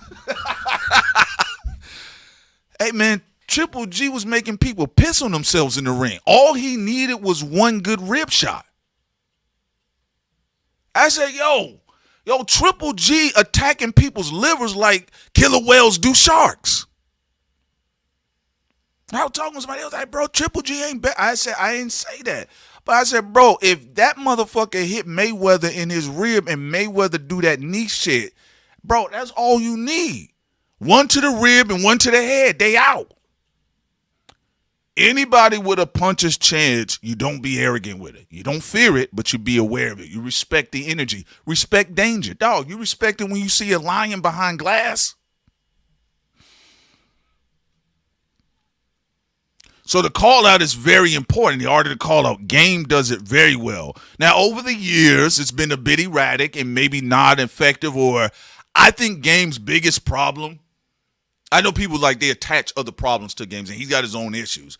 But I'm just saying, let's say in the sport of music or art. I think one of Game's biggest problems is that it's not as theatrical or entertaining like it used to be. Yo, when Game used to call out niggas like Jay-Z, the 50 Cent thing, like it was entertaining. I even think with Drillmatic, I think his situation with Eminem would have been more effective if it was more entertaining. I think MCs, they get lost on just the rapper themselves. You're battling the audience too. Game, I think personally, I don't think he understood. There are actually people in rap that feel like Game could smoke M in the conversation. And one-on-one in a battle, yeah. Because realistically, Game is a more battle-tested MC publicly than Eminem. Eminem is a dope MC. But Cannabis was already blackballed or blacklisted. Ja Rule ain't the strongest lyricist. Joe Budden called Eminem out. Nothing happened. Right? So it's kind of like, you know, realistically, I wasn't one of these people. Now, back in the day, I'm going to tell you where I was disappointed with Game. When Game was on Vlad TV and he said, well, I can't fuck with the white boy. You know, and some of my favorite dope MCs used to say that. I'm like, bro, why are y'all saying that? Y'all must be scared of Interscope. That's what I used to feel. I said, oh, it must be y'all scared of Interscope. Because, you know, if you was a better MC than somebody, you called them out, your album getting pushed back. That's what 50 did to Jada. Man, when Jada put that track out, Checkmate, man, I already knew his shit was going to get pushed back. I said, man, they about to say that shit. They about to put that shit on the shelf with Toys R Us. American Tradesman says, we call him Chuck, but Game's little sister and his daughter look like identical twins. Yeah, them strong genetics. I can see that. Game is the same category as Lupe for me, just plain bitter. They moving bitter. I guess I could see that. Lupe, he just keep coming up for all different type of reasons, but. Like I said, like I told you, one thing I will say that Game does better. Game genuinely, I think maybe the Kendrick thing was the first thing I saw really kind of get under his skin publicly because it's in his backyard when they did all of the pop out shit. And people were like, where the Game at? Nah, when I saw the pop out, I did not think about, where's the Game at? Right? But when Game went live and he talked about it, It's something that it seemed like something was unnerved there. I don't know. Maybe he needed some sleep. I don't know, right? But something seems a little bit more emotional about the Kendrick situation, right? But I do think Game handles the social media pressure way better than Lupe. Now, Lupe does a lot of calling out. He has to be included because he's in the B-roll. All right? I told you, my engagement with Lupe concerning judging his art is irrelevant. I don't really care about that. Okay, me and the nigga didn't get along. Moving on forward. It wouldn't be the first or the last nigga I don't get along with. All right? At the end of the day, I'm not waking up with hate about anything. Y'all ain't seen me make a bunch of videos about the nigga. All right?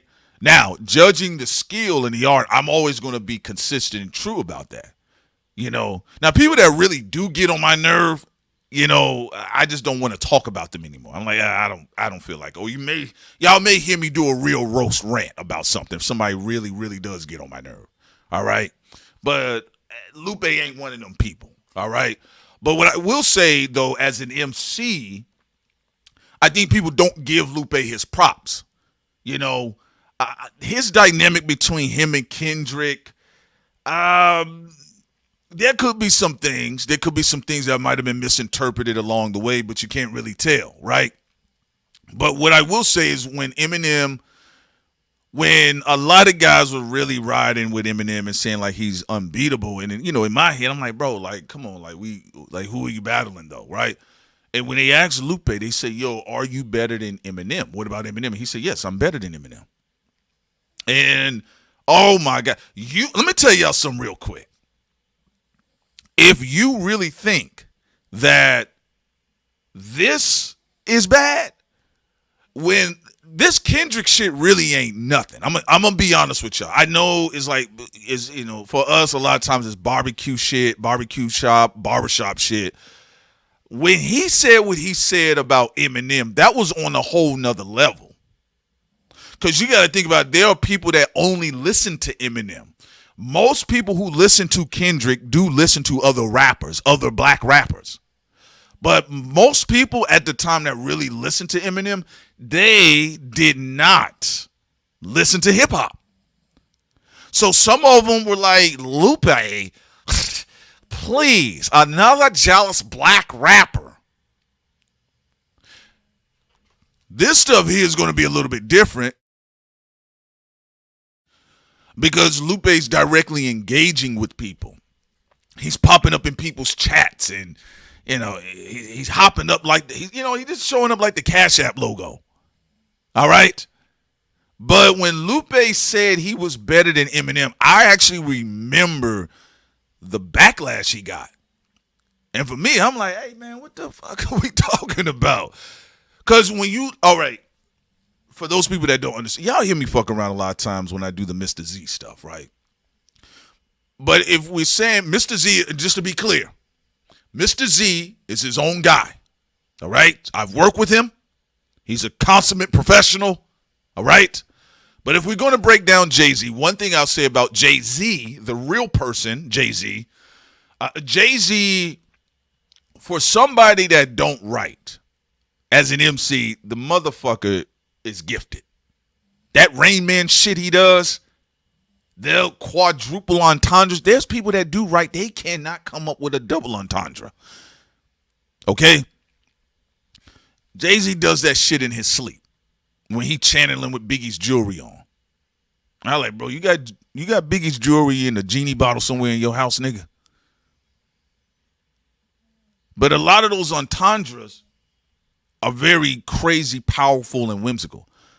Lupe Fiasco's writing rhyme pattern style is like a stenographer.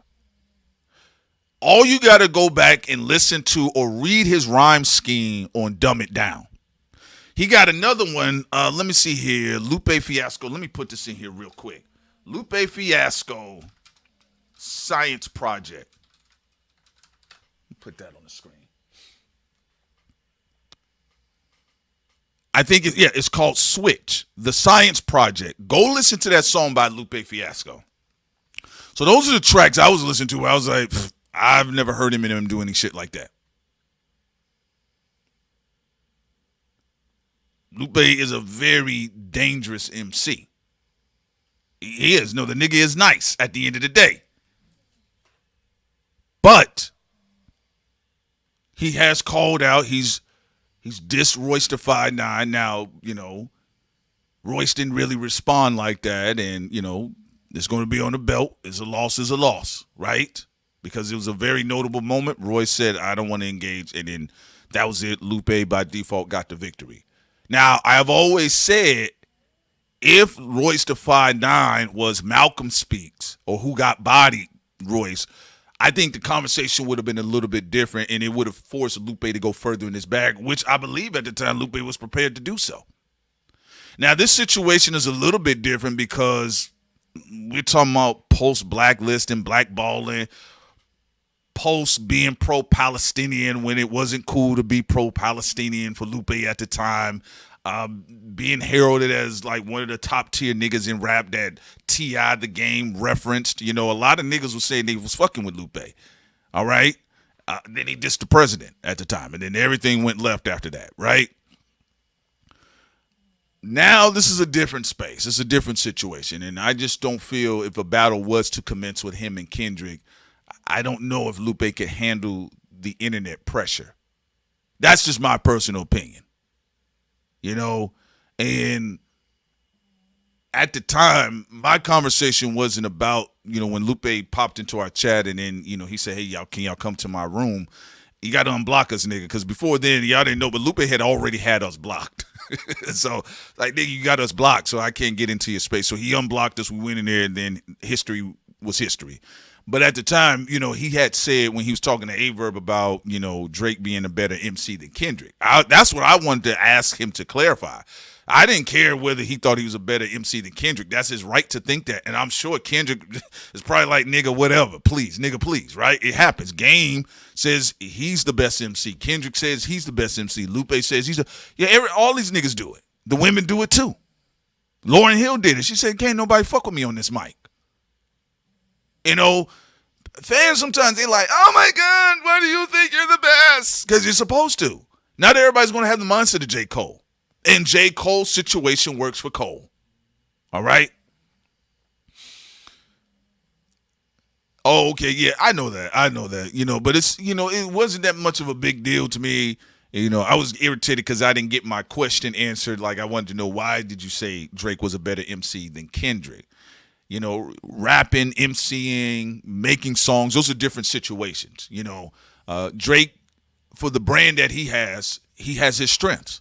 That's why I said, the Iceman, I said, oh, now that shit is going to do numbers. I mean, it's probably one of the more talked about albums, recently, whether people fuck with the boy or not. I'm indifferent to the shit. If I hear dope songs, I hear dope songs. There's songs I've heard by all of these niggas that I liked, and there's songs I've heard by all of these niggas that I skip. I ain't gonna lie to you. I told y'all when I saw Kendrick with Taylor Swift, what was it? Whatever song it was. And I was listening to him from the Kendrick LP or the K-Dot shit Training Day. And then he was like up there with Taylor. I said, damn, we lost him. That nigga gone. All right, let me go see what J-Rock doing. But no, he continued to drop dope shit. But MCs, when they call out each other, it's very interesting. It is very interesting. I just think with Game, the formula and the recipe of how he's doing it, I think it's just not as entertaining to the general public. Actually, if Game was a lot more entertaining, people would be all the way interested in seeing if Kendrick is even going to say anything. In fact, even if you made it interesting or entertaining enough with Kendrick, the nigga would say something because the public will be invested in it.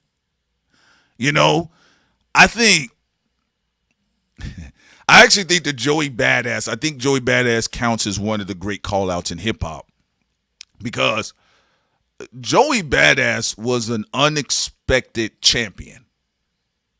I didn't never think Joey Badass was whack. I've always listened to his music. I thought it was crazy when Nessa was there and Joey just asked her. He was like, man, why won't y'all play my shit? Y'all play everybody else's shit. And I was like, Joey, Hot 97, they don't really do hip-hop like that. They do business. Now, they do a little bit more hip-hop than Power 105, but it's not None of these stations are for hip hop. They're for business. But when Joey kept going, and it just was like he triggered something that was crazy. And that usually happens with regional situations. 50 Cent came out and, said that, and he's another one that's down in history as one of the great call-outs when he did How to Rob.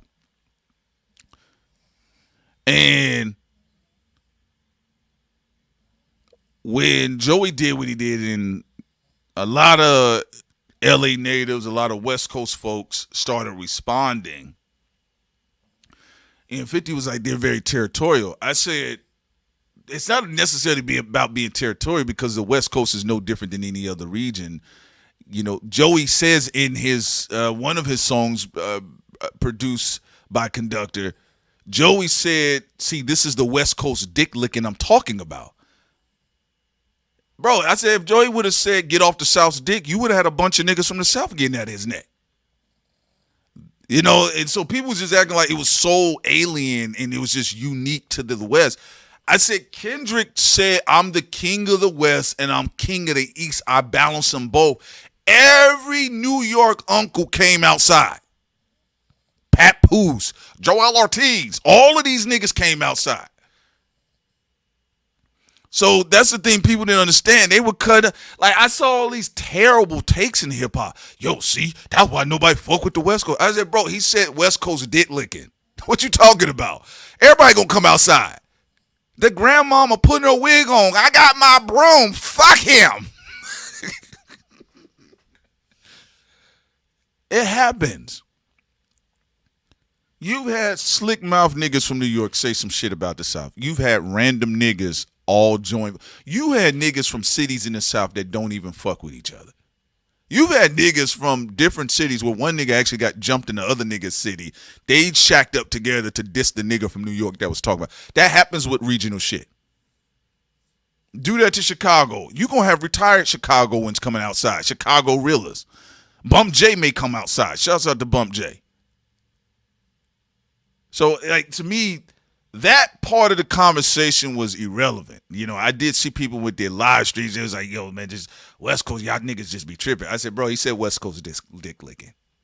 If he really would have kept it on just Kendrick, but Joey, what I liked about Joey knew what he was doing. And like we said, to some degree, it was an exhibitionist match. I didn't really think, Joey wins by default because, it sounded like people were scared that he was going to get into some other stuff with Diddy and his connections to certain people and all this other junk. Actually, the industry kind of got in the middle of that one. You get what I'm saying? But, yeah, man, if you do that, it's just going to be what it is. I think the game's biggest problem, he's just not entertaining. He's still a deadly lyricist. He still can put – look, it really wouldn't have mattered if the game fell off or not. I don't think Eminem would have responded to the game, period.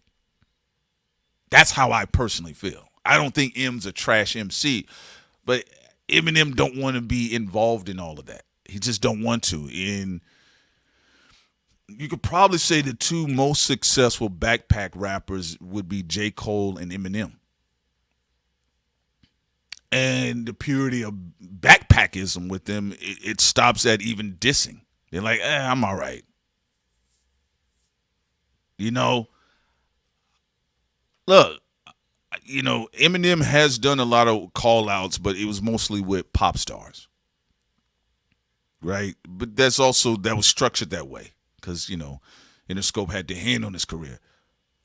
I definitely would have liked to see Eminem when he showed up on Nail and Coffin and the Sauce. I would have loved to see what that type of M looks like showing up in the ring with an Ether Nas. Do you get what I'm saying? When I heard J. Cole, when he did the Money, Power, Respect freestyle, that J. Cole in a battle, oh my God, that would have been fabulous. No chip tooth. That would have been wonderful. LL Cool J, another one. Now, he just really outsassed Cannabis. And, industry, plays were made for cannabis. He talked about it in his career because, nobody wants a grand upset. I think one of my favorite battles on record, I think, is definitely Jadakiss and Beanie Siegel. That's why I say you got to be careful with the Jada thing. Jada is dope. He is a really dope MC. He's one of my favorite rappers, actually, right? But 50 Cent couldn't tie Jadakiss's shoes on any day lyrically. I know 50 was on the interview. He said, I've never lost a rap battle. I said, you got to say that. But we don't believe you. 50 has had incredible moments, but that one right there, it was ordered. That was ordained. Like what he delivered with Checkmate, what Jada did, that was ordained. That was going to happen, bro. It was prophecy. It was written. Okay? No nods. It was written. But I think Beanie Siegel, for me personally, was the first rapper to crack the Jada code. Okay. I think he was the first rapper to crack the Jada code.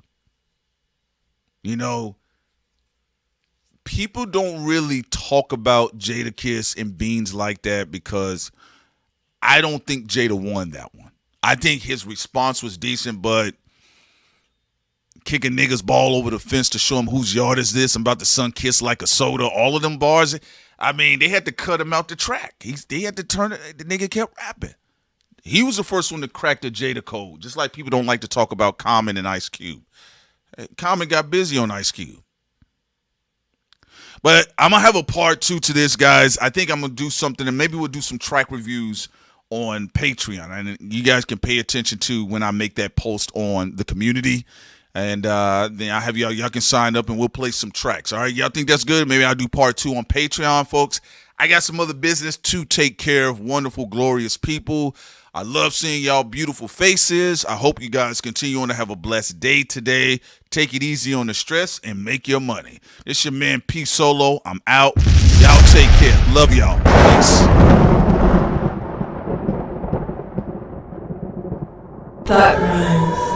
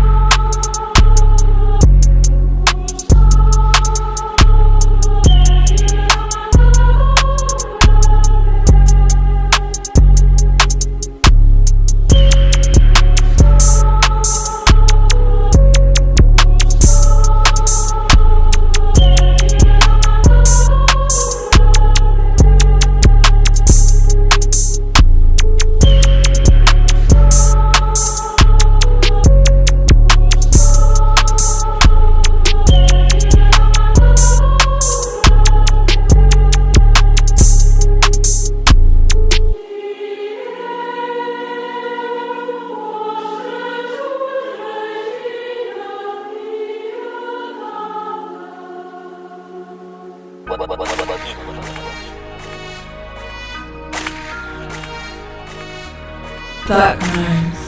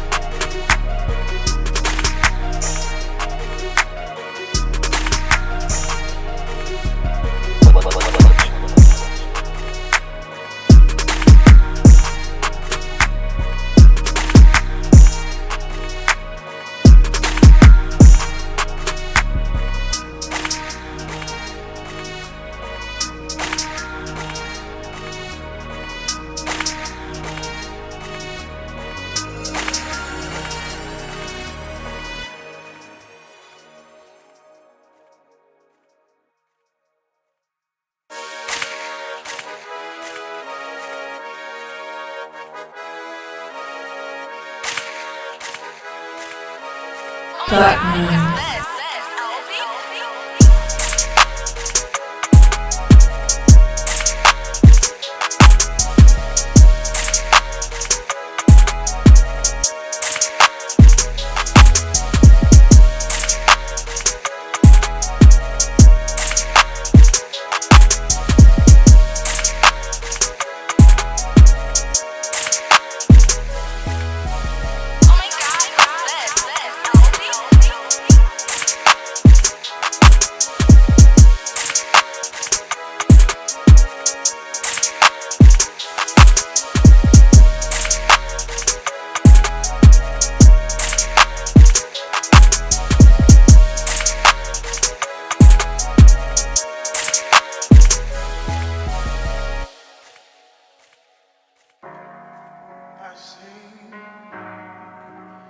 Because I'm happy,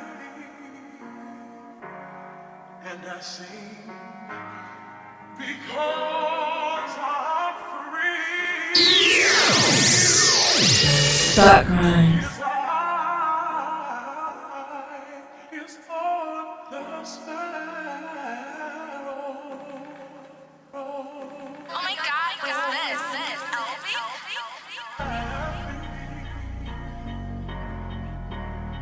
And I sing happy,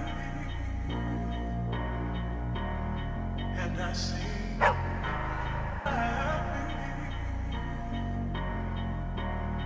and I sing happy, and I sing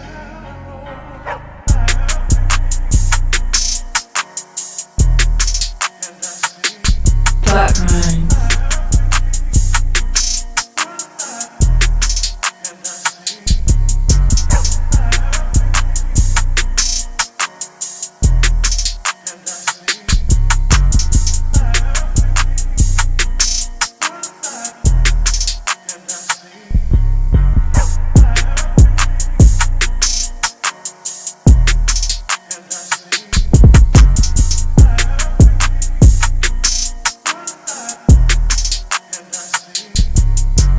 Thought Crimes.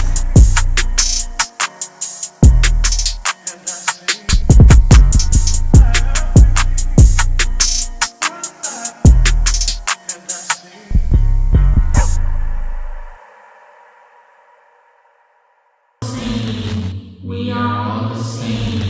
We are all the same. More group coming through your airwaves. All right, now I'm here to kick the ballistics.